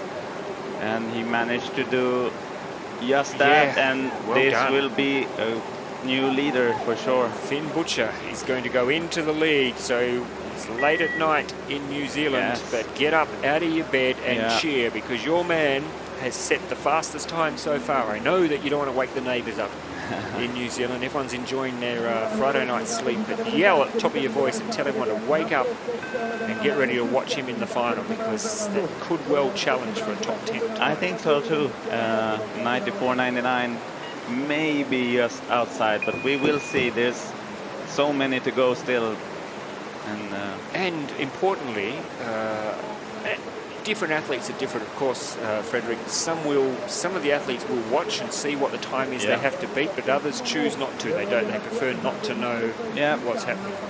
It's very individual how you want to attack the course, and but they can all hear the commentator, can't they? They can. So they would have heard the commentator get excited there when Finn Butcher crossed the finish line. Yeah, for sure. Everyone knows that. And turn too much. And Noah Hege from Germany making a mistake as well. Again, he was a finalist last week in Augsburg, finished 8th in the final, but unfortunately I don't think there's going to be finals action today. That's a big mistake. Yeah, of course. It's very hard when you have to go out and do the gate again, so this will be very hard to make the final, but maybe you can do something for the crowd. Yeah, bit of action, bit of circus work. Yeah, keep the crowd on their toes. They do. There, you see, now we can be relaxed and just do everything. Bit of showboating, you reckon, Frederick? Exactly. Yeah. And that was really fast upstream. So frustration, but just important for these athletes, because it's a long season. We've still got 3 more World Cups after this one. We've got the World Championships, of course. So just important that they take this opportunity to work on their technique and work on their mind strength, I suppose, more than anything, Frederick, because it's quite easy for them to drop their bundle now and just go through the motions. Yeah, and like his time will still be quite good, even though he lost a lot of time there, and he made the last couple of gates very nice. So yeah, one big mistake, otherwise a very good run. Yep. But unfortunately, Noah Hege will not be hello, you're on TV. Give us away. Won't be making the finals, unfortunately. Now, the next paddler, Mikael Trave, he's one of just a handful of athletes who does both the K1 and the C1, and annoyingly, Frederick, he does them both very well. Very, very well. He has some really nice technique, and so light on the water as well, can do some really nice stuff. I remember the first time I saw him, I think it was at a junior or an under-23 World Championships, and he was so far ahead of the rest of the field in both. It was just incredible. I thought, wow, this guy has got such a bright future. Yes, that's for sure. And you can see now, he just looks so smooth, doesn't he? He looks very smooth. He had picked up a touch, but otherwise in the same pace as Finn. So yeah, we'll see if he can find some time here and there and challenge the lead. With that touch, he knows he needs to make everything work between now and the finish line. If he gets caught somewhere in a stopper or has to go and check himself somewhere, he's going to find himself struggling to make the final. But at the moment, besides the touch, he's been quite, he's close to the time of Finn, but now he got a new touch. Looked like I didn't see that, but. And his time slipping away a bit as well. Yep, and not quite the line he might have lucked into. Oh, Mikael Trave, you are keeping the judges honest. Yes. The judges must be cursing that combination there, because it's given them a lot of extra work to do. Yeah. They'll have to have a close look at that. We might have time to have a look on the replay. Yeah. How close that really was. Yeah, it's the problem when you stop turning too early and don't have the speed to the gate. And yeah, so Sam Hernandez, yeah, was thinking that maybe just a little bit longer it could have been good. Yep. So Mikel Trave will not make it through to the final. No. We've still got a long way to go, folks. We're a quarter of the way through, just over a quarter of the way. We've got 40 paddlers and we've had 11 so far on the course, and now we have the second of the Polish paddlers. Matthew Polizek didn't compete last week. No. But he's been around for a little while. He's pretty formidable, isn't he, on the water? Yeah, he's got a little stuck there, but looks very smooth. So his teammate Darius Popliero had this race in the palm of his hand and just blew it down the bottom of the course. Yeah. So how are we going to see a Polish paddler into the final? He's certainly cutting the lines. He is, and he's very much in touch with the lead. So Finn Butcher from New Zealand is the man currently in the lead. Top 10 all go through to the final. Oh, little stop there and little wide coming in late into this up, but yeah, makes it very nice around the poles. I think he has lost a bit of time here. Yes, not much. Yeah. So now the key moment for him. You know that Finn Butcher was... Oh, this is very nice. I think that is good. Very good. It will be very close now, I think. That is, see how much time he made up on that, folks, on that little combination there. That's put him right in the mix and put him into the lead with a review. But great call there, Frederick. You called that spot on. The time he made up in that combination. Yeah, he did. And we'll see. He had the asterisks there, or so we'll see if he get the touch or not. But he got the sort of the not the overexcited thumbs up. He got the refined thumbs up from the support team just to say, keep a lid on it, man. Yeah. It's a good time, but we're not getting too excited just yet. Not just yet, but that's very good for him, for Mateusz. Yep. Now, Kazuya Adachi, who was fantastic at the World Championships last year in Augsburg, made the final, which was brilliant. Yeah. We know how good he is, and look at this, he's really riding these waves at the moment. He, last week, finished 30th, which was a little bit disappointing for Kazuya, but today he's really going out and throwing down a challenge on this course. Yeah, he's looking very calm and going around the poles very nice. And we saw also now Mateusz asterisk has been removed, so he is in the lead, and now we have a new time to beat, and now he's up on the split. Yeah, Adachi from Japan is going great guns up to the top of the course. Yes, a little bit stuck there, but managed to stay clean, which is very important. And so at the moment you think we're looking... Oh, yeah, that's nice as well. Yeah, you need to keep the speed through that, so it makes the upstream easier as well, and you keep the speed through this, so I think it's key combination. Now he lost a second there, so here's where he can make up, although... Yeah, but again, I think stopping at the stopper there is not the way to do it. You have to continue all over and then stop turning when you made the line. Yeah, that's unfortunate. He really did. Yeah, because the stopper there push you not to the 22, it pushes you the other way. So when you stop, you will stop, and then if you're not at the gate, you will not make it. And we've seen a few paddlers now stop too early. Are you surprised, given that these athletes would have watched the forerunners go, they would have watched all the women do the run, that at this stage that somebody would still make a mistake like that, or is it an easy mistake to make? Yeah, a little bit surprised, but it is like you're in the moment and you feel like you will go for it, and touch there for Matthew Desnos, but I think they going for it, and then they stop too early. Yeah, so that cost Kazuya Adachi, though, cost him dearly. Very nice spin there.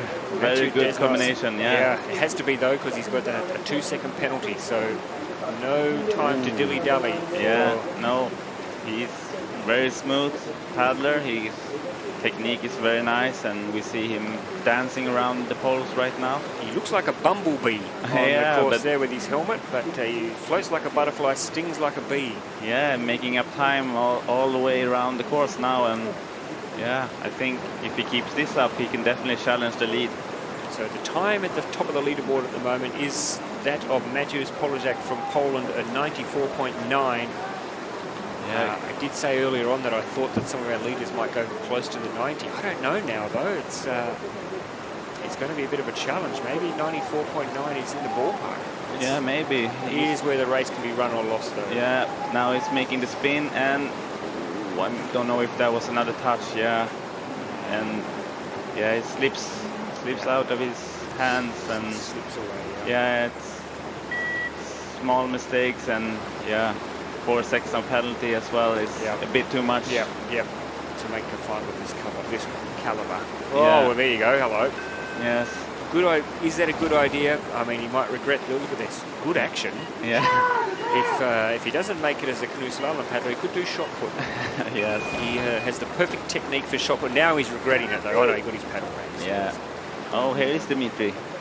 Dimitri Marks now made his marks early on as a kayak cross paddler. Just was one of the very first athletes to really devote themselves to that sport. But he's come he's come along now as a.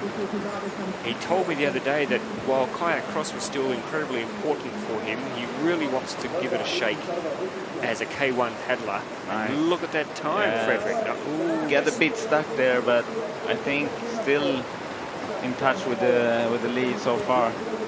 Had an absolute shocker last week in the qualify. I think he picked up about 4 missed gates. Yeah. Just went badly for it. Oh, look at that. That is riding your luck there. Yes, up on the split. It looks very good so far. Dimitri Marks from Switzerland, hoping to make a final here. Can he do it? Yeah, good speed there. And here I think it's important to get across with the boat speed still going, just like that, and come with nice speed into the up. I hate to say it, but it's looking like a very, very polished run at the moment. And he's, look at that, he's up on the split. Now here we go, Dimitri Marks. Is he going to get it right? Oh, yes. Yes, little struggle. I think it will not be in the lead. We will see. Might be top 5 though, which is going to be just outside. Yeah. 3rd at the moment. He'll be happy with that. Oh no, he's not happy. No, he's not. But definitely not happy. Not happy, but some good paddling in that run for sure. So he's not happy, and he's got an asterisk next to his name, so that's likely to make him even less happy. And now we have Isak Örström from Sweden going down. So tell me about his preparation this year. Where did you guys go for? Did you all go off to the same place for pre-season? No, we live a bit apart from each other. Isak lives in Bratislava, I in Sweden, and Eric in Austria. So we live a bit away from each other. But I think Isak is a very strong paddler. So there's no Swedish pre-season camp that you all go on, or no? Everyone's left to their own devices. Yes, because we don't have much funding, so everything is by ourselves. I think both Eric and Isak is in the Olympic program, so they get some money, and I'm a bit outside of that, so I have no money. So how does that? Tell me a bit about what that's like for you, and how you make ends meet and do what you do what you love doing, Frederick. Yeah, I love paddling canoe slalom, and that's why I'm still here, and the money is not why I'm doing it. And I think Isak and Eric get the money because they have deserved it. They have done really good result, and this season I'm planning to make really good result as well, so we'll see. Yeah, it's we had Sofia Benesso in here from the women's competition with Mexico, and she gets very little support at all from Mexico, and she was telling us in Augsburg just what a struggle it is to try and get even just to get to the events, let alone compete and pay for registration. Just keep food on the table could be quite a challenge if you want to live your dream. Isaac, though, I think unfortunately is, well, he's done all right there, but there's a touch and a couple others. Yeah, some smaller mistakes, and I think we will see there's one touch, and maybe there will be one more coming up, and yeah, not enough for the final, but still a good run. A time of 97 is okay. Yeah, definitely. Now, here could be a man who could set the fastest time, because he's a former World Championship silver medalist. Yeah. Wasn't paddling last week. David Laurent missed Augsburg because, as you said, they sent the second team to Spain. So here he is today. He's had a week to prepare. Yeah, David can be really fast here. He knows this course well, and he's a very strong paddler, and he's a good preparation. Is flying this spin section, and get a little bit unlucky with the waves there, but it doesn't stop him. I spotted him yesterday, Frederick. The sun was out, and he was very quick to rip the shirt off. I think he's been working a little bit over the winter on the abs. Yeah. And he was very keen. There was only a crack of sunshine, but that was enough for him to rip the top off and get on the water and give everyone a bit of a bo peep. Yeah, he's very strong and fit paddler, so going down the course will be easier for him than for others maybe, but yeah, we'll see if he can manage the technique as well, because not everything is about physics in this sport. Not everything is about muscles, that's for sure. There are some tiny paddlers who are incredibly fast across the water. We're going to see one pretty soon. But this is pretty good. This is super good, yes. And this could definitely challenge the lead. Here is our new race leader, I think, for sure. David Laurent from Spain has crossed into the lead. Very good. Oops, opened the mouth at the wrong time. Got a mouthful of that Prague water, which you really want to try and avoid. Yes. Look at that. Right, mouth open. Boom. Whoops-a-daisy. Did not want to drink of that, but I'm pretty happy anyway. Our new race leader. Yes, very good run. He really managed to get the last couple of gates so nice, and I think there was his biggest advantage. Yeah, good on David Laurent. He'll probably rip the shirt off now and just give everyone a bit of a look at the work he's been doing over the winter. Have a look at this, folks. Yes. Zino Valdi also missed last week. Again, another exciting young paddler. I think he won a silver in an under-23 World Champs not so long ago, and from a very strong paddling family, Frederick, in Italy, of course. Yeah, very good paddler from Italy, and they have a very strong team, and he's one of their, very good paddler they have. See what the judges say about that. Yeah, 50 seconds. We'll definitely review it, but very hard. The judges get annoyed about this because they have to put their daiquiris down and concentrate on the television monitor again. Oh, a bit of a struggle across there for me. Yeah, it's good to... He just lost a bit of momentum, Frederick, didn't he, with the boat there? Yeah, and he think maybe sometimes you hear the speaker as well. Maybe he heard them say that he has a 50, and then it's a bit like you harder to concentrate on what you're doing, and that's maybe why he's lost the momentum as well. And so he stops very early there. Managed to come across anyway, but losing a lot of time and Go back and finish it. Go back and finish it. Do yourself proud. Yeah, I think the job done. Again, stopping too early there is not the way to do it. You need to come over with speed, and then you have a chance to do it really well. Yep. So unfortunately for Zino Valdi, that's not what he's hoping for. No, and a couple of reviews there as well, and they could be quite serious ones. Now, please all be upstanding for the arrival of the Pope. Yeah. Benjamin Pope from Australia. Pope. Yep. He's got some good facial hair going there. He's had a good Australian summer. Yeah. Although you wouldn't tell that, he's looking a bit pale. He hasn't got much of an Australian tan there. I'm not sure the Pope. Maybe he's been too long in the Pope mobile. But, get a touch there as well. Touch on the belly. Yeah, and was also fighting to come across there. So I think, he needs to really step it up if he wants to make. That's okay. Yeah, he's alright, but still like losing time, don't get the boat running, and yeah. So he was 25th last week in Augsburg, so he made the semis last week. Back-to-back semi-finals, which he's got to. He really has to, doesn't he? He has to make up time somewhere on this course now. And that means you've got to cut some corners. Yeah. That can have consequences. They're reviewing a couple of his gates now. Let's see if he can pick up a bit of time on the bottom of the course, because there is time to be made up if you get the line right. Yeah, definitely in the last couple of gates there's some time to gain. Even though David was very good in the last couple of gates, so we will see what he can do. Benjamin Pope from Australia now comes down to this difficult combination. Ooh. Yes. Okay, he's done well. Yeah, he's done very well, in fact. That's he's made up a little bit of time there. Yeah. Don't think it's going to be enough, though. No, he will not threat the lead, and currently ranked 9. So. But I think he'll go back. He's a bit annoyed now. He says far out, he says. He'll go back and he'll look at the top part of the race, which wasn't pretty, but then look at what he did on the bottom half of the course, and I think he'll be happy with the way he raced that run out, because it can be quite challenging. Yep. Boris Nouveau, we certainly haven't seen the best of him this year.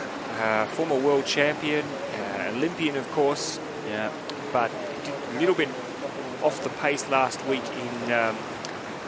in Augsburg, finished 32nd. Yeah, he struggled in Augsburg, but we know he's capable of doing very fast runs, and he's been in multiple finals here in Prague, so we know he's a very good paddler.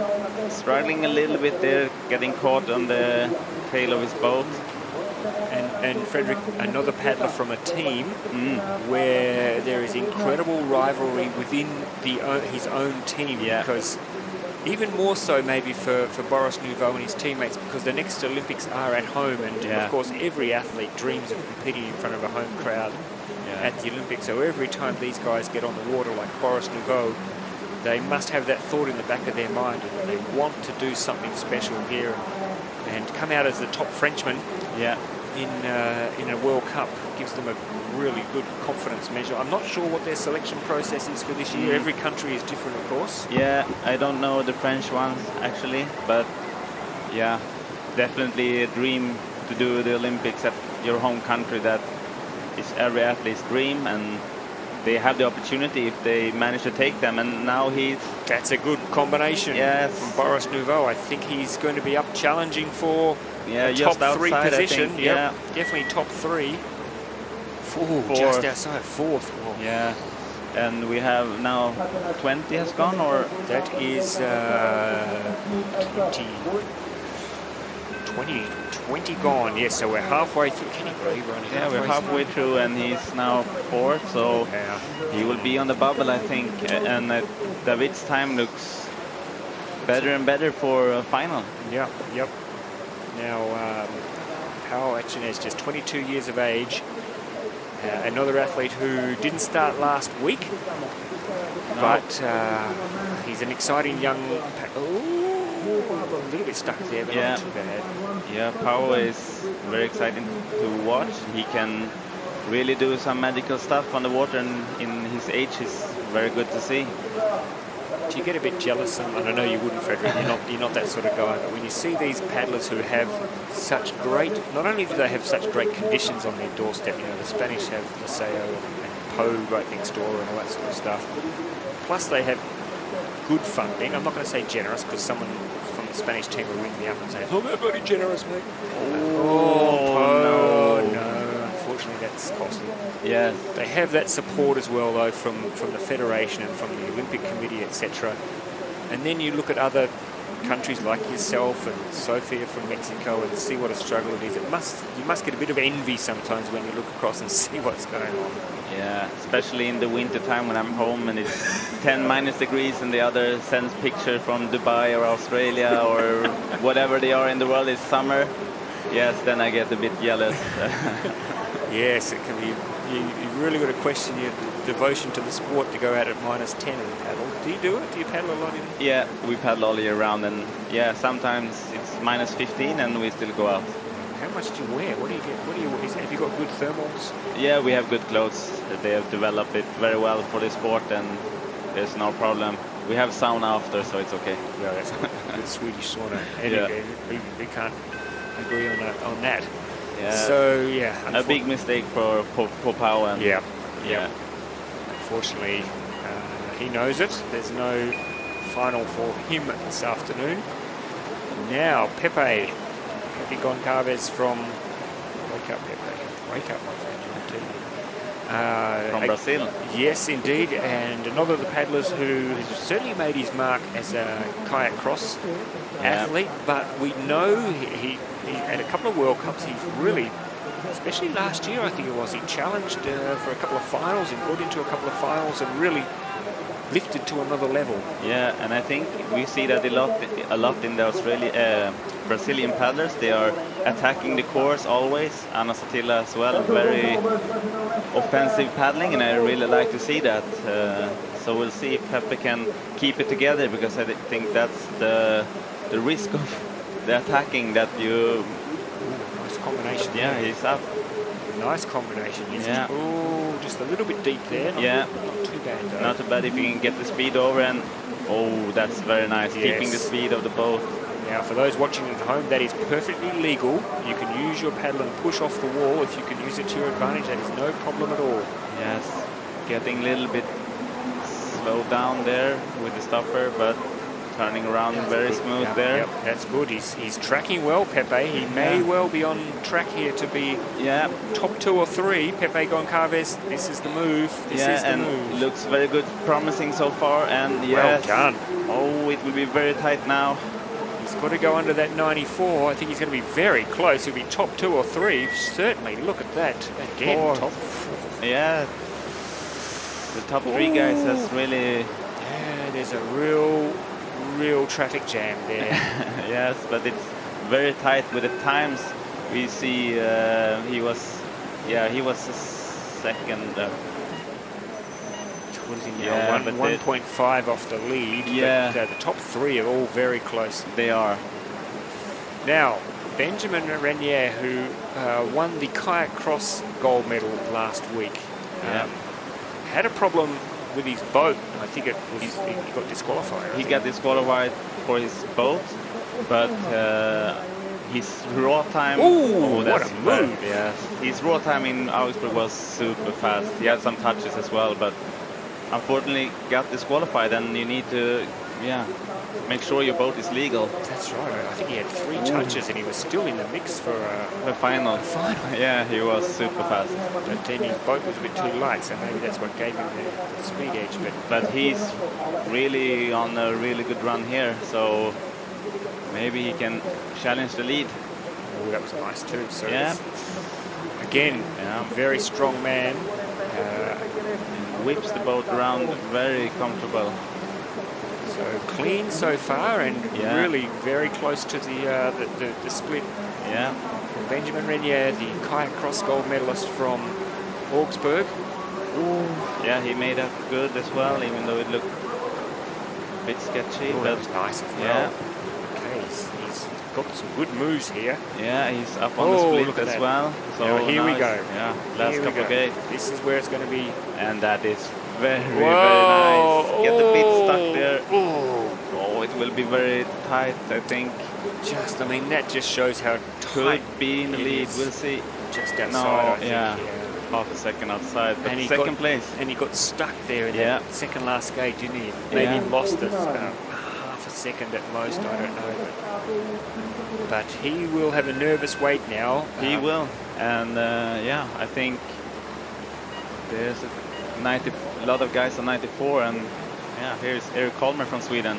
Another of your teammates. He was at the Tokyo course. Yeah, he was, and I think when he's doing a good run, it's up there at top 10 level for sure. So let's see now. Great, very good. He loves those spin sections, but that's going to be a tough one. The judges are close to. I think he was all right. I think he was all right as well, and just maybe lost some time there. But these spins he really likes them. And I think, yeah, now he's very much in touch with the fastest time. He really does know how to turn that boat around, doesn't he? Yeah. Really whips it into action. So good race so far for Erik Holmer. He is clean, which is important, super important, because at the moment all the top 9, top 8 are all clean. Yeah, you need a clean run, and he's looking good, and I'm a bit nervous. Yeah. Well, let's just hope you can hold it together, because I think it'd be nice if you're calling the... He got through the gate okay. But yeah, he stayed clean as well, but I think he lost a bit too much time there to be in touch with the lead. Yeah, way too much, 3.5 seconds lost there. There's the... Please, Frederick, do not tell Erik that I was about to say that it would be great to have a Swede in the final, and he'll be annoyed then, because the minute I said that, he lost the speed. So don't tell him I said that, because he'll blame me then. Yeah, he told me earlier to not say so much of his run, to have the commentators curse. Yeah, unfortunately, look at that. Oh, yeah, just got on, hit the wave on the wrong angle, didn't you? Hit the stopper on the wrong angle. Yeah, and he didn't have the balance. Oh, that's Coach Hugh. Yep, he was riding it the whole way. Yeah, it was such a good run until that mistake, and yeah, he lost a bit too much there to have a chance to make the final, but a very good run anyway. Now, I know the Brits are super excited about this young man, 22 years of age, Johnny Dixon. He was very good in the heats earlier on yesterday. Showed a lot of speed actually across the water, so that's nice too. So good. Tight there around, but definitely okay for the judges, and here he gets a bit stuck. Yeah, took a bit light, but clean so far, which is important for Johnny Dixon from Team GB. Yeah. They've got 3 athletes in the semi-finals, including 2016 Olympic gold medalist. Ooh, so nice. Yeah, it's very exciting to see the young paddlers like Johnny here going down the course and getting the confidence on the senior level to really push it for us older guys to, Well, I mean, it's great to see this next generation coming through. You know, exactly. Always very much up on the split. Yeah. And GB have got, they've got Chris Bowers, who we're going to see a little bit later on. So good. Oh, well done. Oh, my goodness. Lead. Oh, this is, and look at that sprint. Whoa, we have a new leader, folks. Look at this. Johnny Dixon from GB. That is a super, super run, young man. Yes, congrats. That's final. Wow, Joe Clark, look at that. There's team mascot. Yeah. That's final, I'm sure of it. Yep. That was a beautiful run. It's good to have the mascot out, walking along the banks, actually, supporting the team. Yes. Feels lovely for calling him that. Tim Anderson from Australia. Yep. He's fast. He's very, very fast. Just sometimes loses a little bit with it. I think sometimes the speed gets away from him a little bit. Yeah, but he can be lightning fast, and we'll see if he can. Yeah. There we go. Yeah, good start. He's throwing this around at the moment, really not leaving anything out on the water. You've just got to take every opportunity. Oh, he's up, but losing time there and have to do another spin. He didn't catch the wave really, but yeah, he lost a bit of time, I think, but not too much. He had a little bit up his sleeve, so maybe he can get away with that. Yeah, I think the only thing as an athlete when you're doing that is if you get stressed. Yep. That you made this mistake, but he's looking like he's still carrying on. Yeah, he's. That's okay. Yeah, he's having a good run so far. He needs to nail this move at the bottom of the course. That's what's going to make or break for him, because at the moment he's thereabouts. But we saw Johnny Dixon absolutely nail that combination down the bottom. He needs to do that to stay in touch. He's a second down at the moment. Yeah. Which seems a lot, but... another spin. No, a touch as well. Unfortunately. And, Yeah, Gee, that is a real. I mean, that is just. If you wanted to just have a camera on one combination for the day, that is the one you've got to look at, because so many people are having their heart broken. Yeah, it looks very good until the last couple of gates. And got a bit stuck and had to spin and a touch and out of the final. Unfortunately for Tim Anderson. Yeah. But we've still got a long way to go. Yeah, and one Australian still to go as well. Yeah, it's the speed machine. Yes. Delfor. But Martin Helsen now on the course. Last week, 28th, made the semi, but didn't quite convert. Oh no. You are going to have to do something exceptional to have a touch and to get through to the final. I think that's quite obvious, because the top 9 athletes now all have clean runs. So if you're going to have a gate touch, you want to make sure that you absolutely nail the rest of the run. Martin Helsen's going to have a bit of trouble here, because he's already a bit down on the speed anyway. Yeah, but otherwise it looks very promising for him. Very fast around the gates, but they're inside edge to the stopper and get a bit stuck there. But yeah. So he's okay. He's just that one mistake. It was a big one, unfortunately, and he'll know that he touched that gate. But struggling around a couple of these combinations now. Yeah, picked up another touch. Looked like gate 15. Yeah. Okay. Oh, so they're reviewing that, and that was tight again. That was tight as well. Yeah, looked a little stressed, I think, and we'll see if he can keep it together here in the last couple of gates, where you either win or lose. Yep. And it looks like he has to go for the spin, but that could work. That could work for. Another touch, and now he knows. Now he knows. That's it. That's my race done. Run and done. Unfortunately for Martin Helsen. Yeah. 3 touches is never going to cut it in a semi-final at a World and an ICF World Cup, unfortunately. No, that's too much, unfortunately for him. Yep. So we're getting close. Matis Sodi from Morocco, one of the true gentlemen Yeah. on the canoe slalom circuit. I just love chatting to this guy. He's so enthusiastic. He, of course, represents Morocco, but based in France, so spends a lot of his time training there. But he's so proud to represent Morocco, and went to the Olympics, of course, in Tokyo, and he's hoping that he can get there next year. Yeah, he's a good guy for sure, and I really like his style. It's very, very smooth and with the water, and he looks so calm as well. And he picked up a touch, but otherwise, having a good start of this run. He's one of those paddlers that you wouldn't be annoyed with, Frederick, because he was in Penrith in Sydney for summer. I went out there one day, and he was training out there with a couple of the French paddlers, and the Japanese had a big team in Penrith. Ooh, nice. Ooh, nice. Where that is cutting it fine. He was very much enjoying the sunshine. Yeah, I was enjoying the winter. Yeah, it's not a competition. Yeah, it probably was quite warm in Morocco at the time as well, though. But this is two reviews underway. We'll see whether it's much speed there. Very nice. And lovely. Yes, lovely. Now we'll see the split. He'll be a little bit out, 1.5 seconds.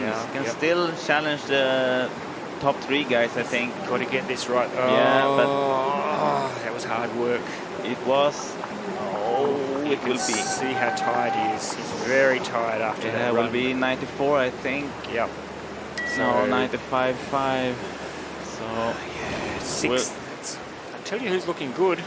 Johnny Dixon at the top of the leaderboard. Yeah. That time of 92.70, Frederick. He's 1.5 seconds quicker than David Laurent. We know how good David Laurent's run was. So Johnny Dixon. Now, Peter Kauser. The judges are going to be getting a little bit nervous now in the tent, because Peter Kauser, he's one of the most exciting paddlers to watch, and you know that he will put it all out there. Somewhere on this run, he's going to really cut it fine. You know it. You know he's going to do it. Every time. And he loves giving judges work to do.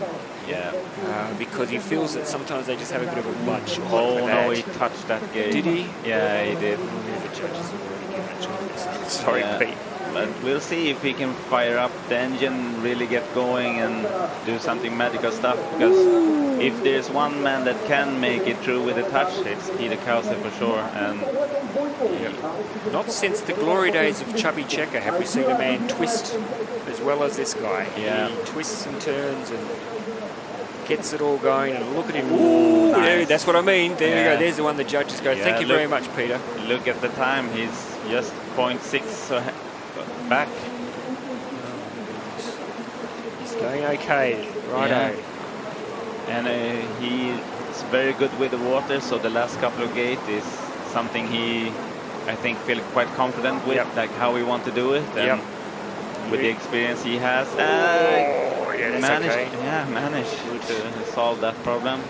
Come on, Peter, let's see if you can finish this now. Put it together. Last combination here. Boom. And I think, no, it's not going to challenge the final, I think. No, too much time lost there for Peter Krause. Probably not going to be happy about the 2 seconds, right? No, he lost a bit too much in the end of the course. See you in Tucson. Yeah, and see you in Tucson. Bring your A game to Tucson, folks, because that's where I'll be waiting for you. Yeah. Oh yeah. Yeah, it was well spotted. Well spotted, Frederick. Yeah, unfortunately he missed out on the final, but yeah, Tucson is his home course, and we know he can be fast there.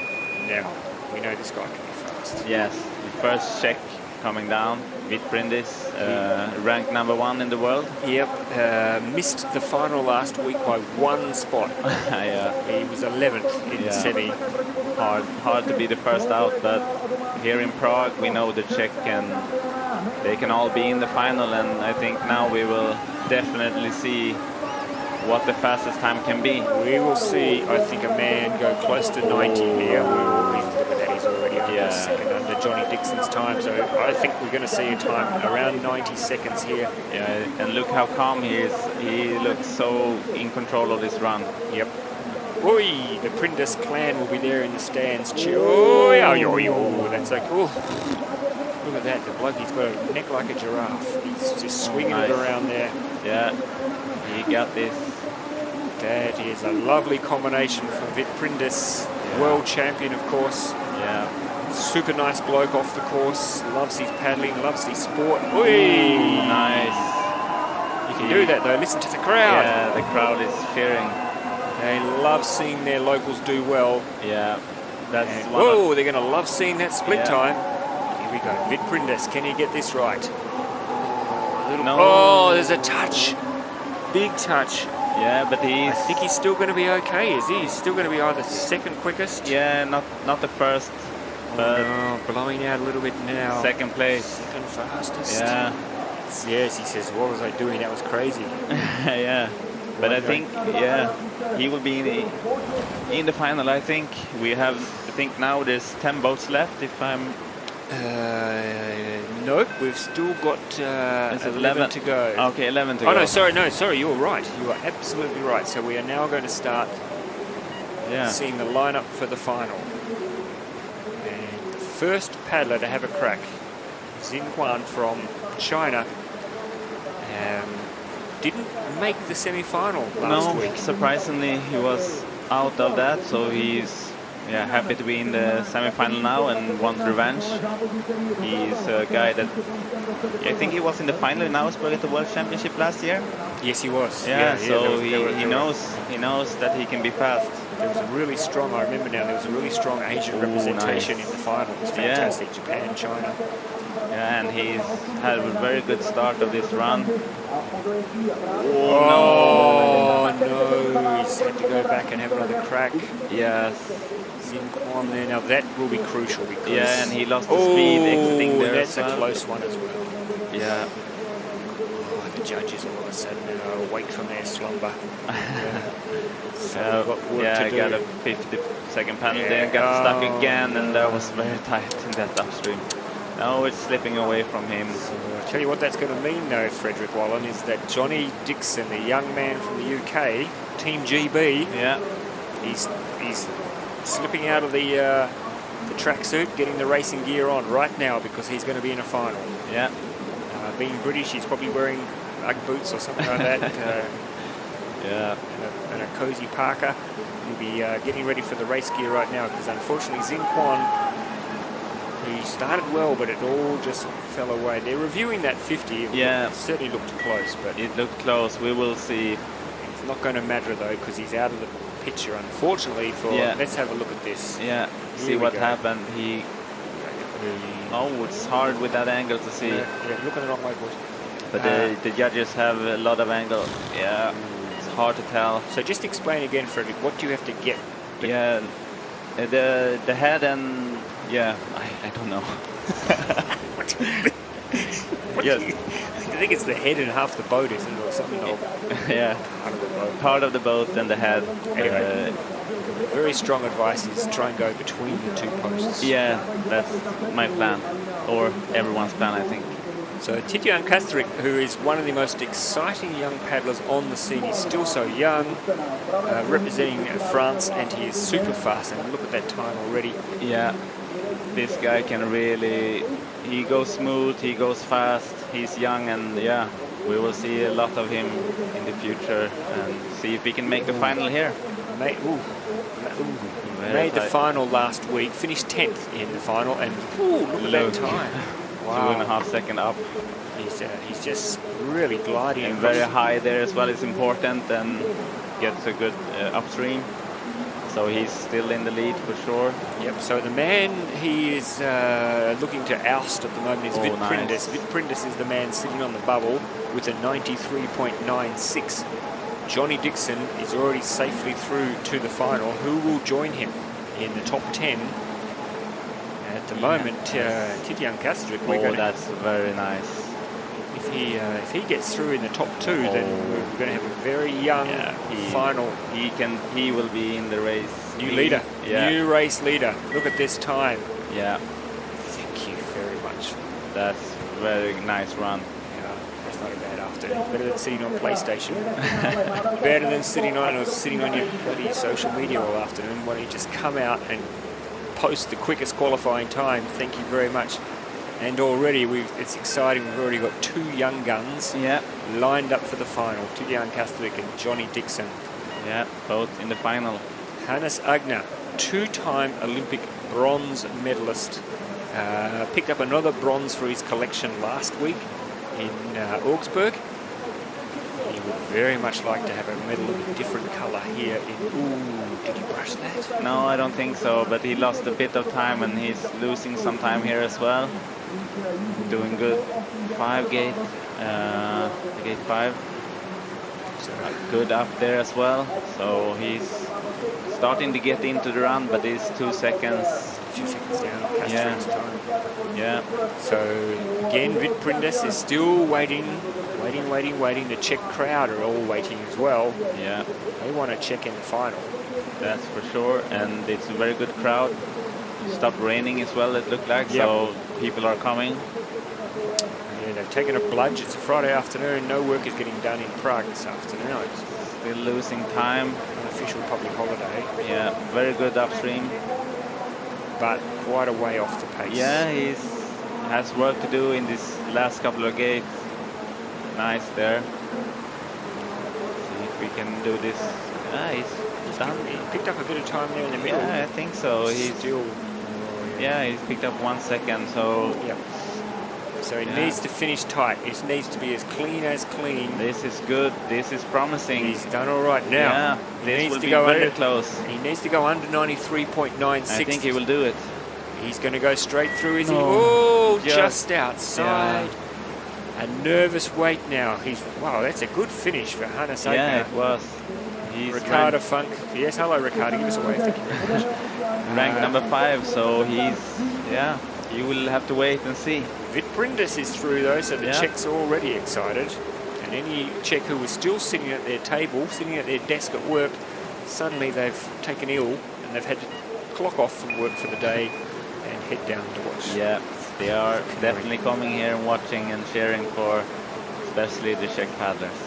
Martin Dugut from Switzerland had a great race last week, made the final, finished 7th in a very competitive men's K1 final on a very difficult course.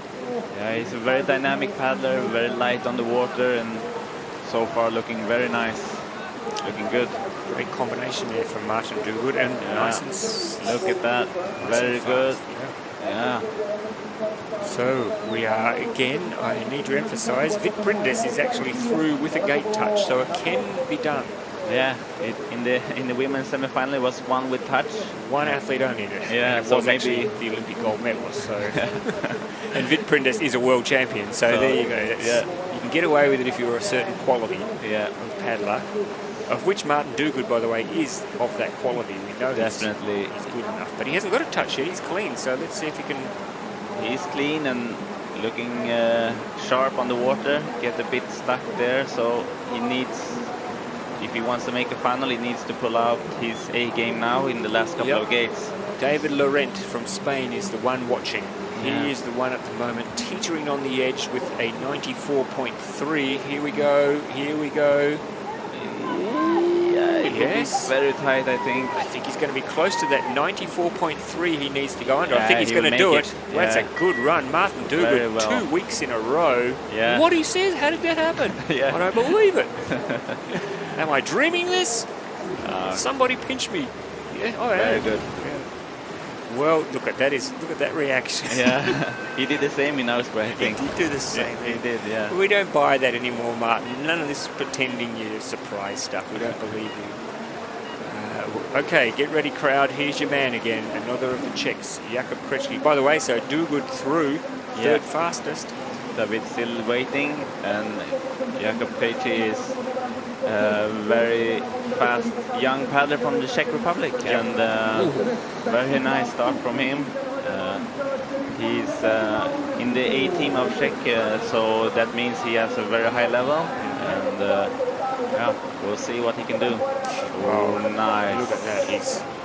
He's really punishing that water out there. The water doesn't want to be there. It's just copping such a shellac. Oy, that's a very smooth move. Is it? It's too smooth. No, that's okay. That's a good combination too. Yeah, very nice. He's paddling like a man possessed. He's so fierce at the moment on the water. That as well. And he is going very well. He can hear the Czech fans. Listen to them. They are really getting behind Jakub Krečky, the youngest of the Czechs in the semi-final. Yep, he's having a good run so far, and he is on the way to the final. I would think so, unless he makes a complete pig's ear of the bottom part of the course. Yeah. At the moment, though, he is travelling nicely. Let's see how he goes here. Yeah, and it's very good. I think having the home advantage, you know, he has done this combination before, and he will definitely make the final. Here comes our 92nd. Here comes our 92nd. Oh, stop paddling. Oh, why did he stop? He was very confident. Sure was. Wow, don't do that. I tell you what, his coach will be saying, that was very, very nice, but if you stop paddling again like that, I'm going to kick you right up the date. Yeah. Because, you know, it's a very tight final race, but he is through, Jakub Krečky. He's through as the third fastest. Yeah, which means David Laurent still waits patiently to see what could happen. And I tell you what, if you've got to rely on Giovanni De Gennaro making a mistake, then it's going to be a long wait for you, because he doesn't make a lot of mistakes. No, he has some years now when have so good level, and showing the world that he's one of the best for sure. He's like an Italian Ferrari. Yeah. Frederick just skating across the top of the water here. He just moves so smoothly. A little bit down on his time at the moment, but you know that he can pick that up later on. Yeah, he has a review also on gate 3, so we'll see if that comes into play. But yeah, he is fast so far. Giovanni Di Gennaro, he finished. Oh, nice. He finished first last week in Augsburg. He was pretty stoked about that. So he brings winning form to Prague. Said he quite likes Prague. He told me he doesn't like Augsburg, but he says that. But he won. And then he won. So I do not trust anything this man tells me. No, but he has the skills to win any course, and now he's 1 second up on the down on the split. Yep, So yep. And you watch this move here from Giovanni De Janeiro. yes, look at that. The top guys, they really and they own it, don't they? Yeah. They own that move, and he is going to go through as well. There is finals action. He has a sneaky look at the time. yeah, very good. And he's pretty happy there. The big Italian Ferrari. He can just put himself in the garage now for half an hour, give himself an oil and lube change, and get himself out there for a final. Yep, he paddled very nice and Sure did. very confident. David Laurent, he's got no fingernails left, the poor guy. He's been chewing his fingernails now for the last 4 paddlers. Chris Bowers, who last week was sitting, this is good for you, Frederick Wallen. Last week, Chris Bowers was sitting in the same seat you're sitting in now. Yeah. And then the next week he went out and he made the semi-final as one of the top qualifiers. So no pressure on you, but next week in Tucson, that's what you've got to try and achieve. Exactly, that's the plan. And he was absolutely mortified last week with his 2 runs that he did. Oh, there's a gate touch, unfortunately, for Chris Bowers. He's got to stay positive, though. Here, he can't let that get the better of him. No, he needs to keep going, and he's losing a little, but no. David Laurent is the one patiently waiting to see how this plays out. With a time of 94.3. It's still doable for Chris if he can pull off the best of his ability, but it's slipping away from him. Yeah, Vitprinder's got away with it, but can Chris Bowers get away with it with a gate touch? It's going to be tough. He was very fast in the heats. Yeah, he was, and he has done some good results here in Prague earlier as well, so he knows this course and loves this course, so that's always a good thing when you come down to the last couple of gates. Yep. That was nice. Yeah, good combination. He's going to I think he's going to rue that gate touch up the top there. That's going to be the difference, unfortunately, I think. Oh, this was... Oh, nice. That's very nice. Very nice. He needs to get under the 94.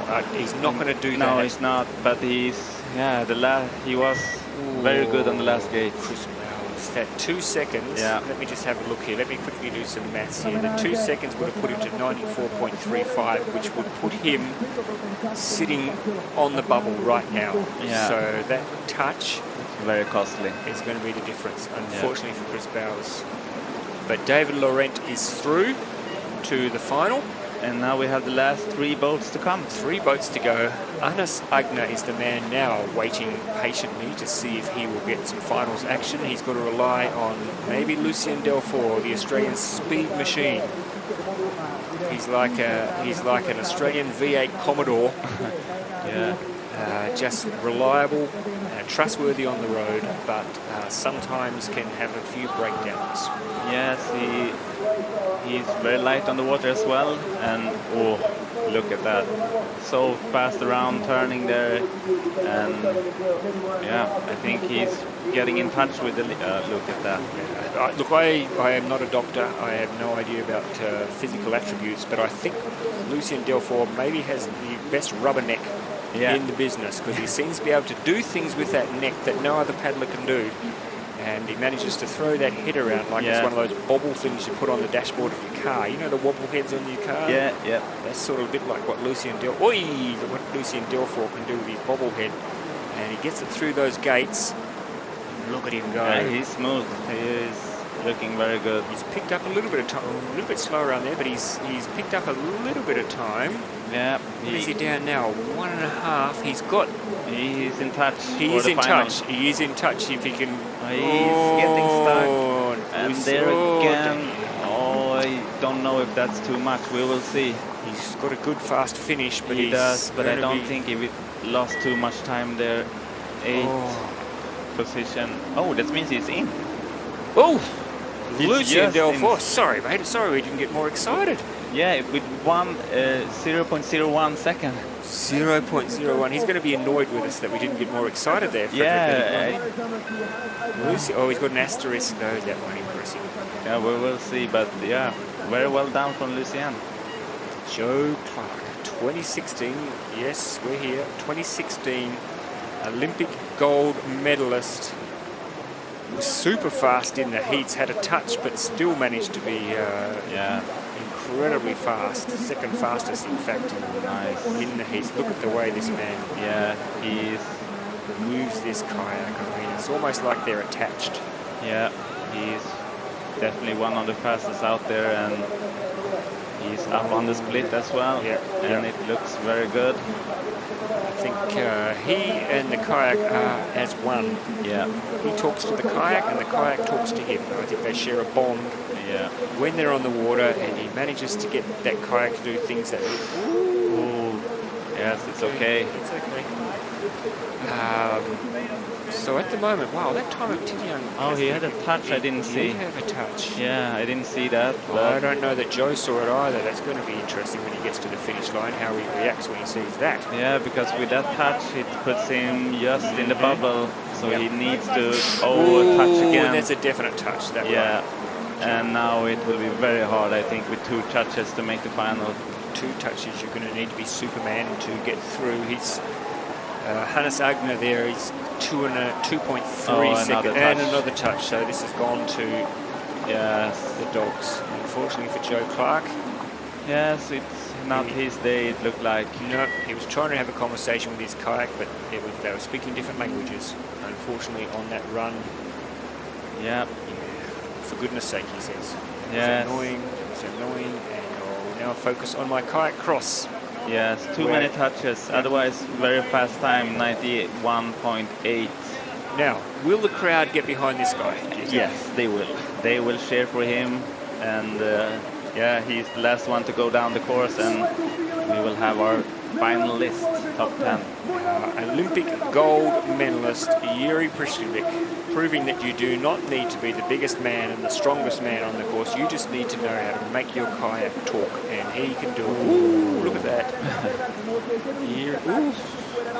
He's very good. He does it in his sleep. He just throws his arms out when he's sleeping, practicing. Very good there as well, keeping the speed out.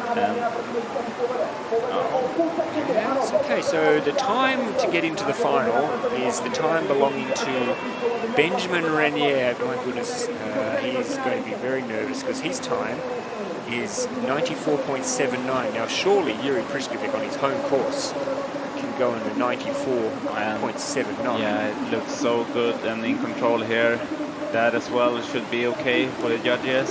And yes, he looks like he's paddling a little bit within himself even, Frederick. Like he's not taking risks that he could be taking, so he's obviously confident in his own abilities here. Yeah, he is, and I think definitely when it comes to the last couple of gates, he knows exactly how to do it. And yeah, see, now he's 1.3 up. Look at this. Ooh, yeah, it's fine and so easy for him. And he can glide down still into the lead. He's ordered some takeaway for tonight. 90.47. He's ordered some takeaway for tonight. Look at that. He says, I've got big ears.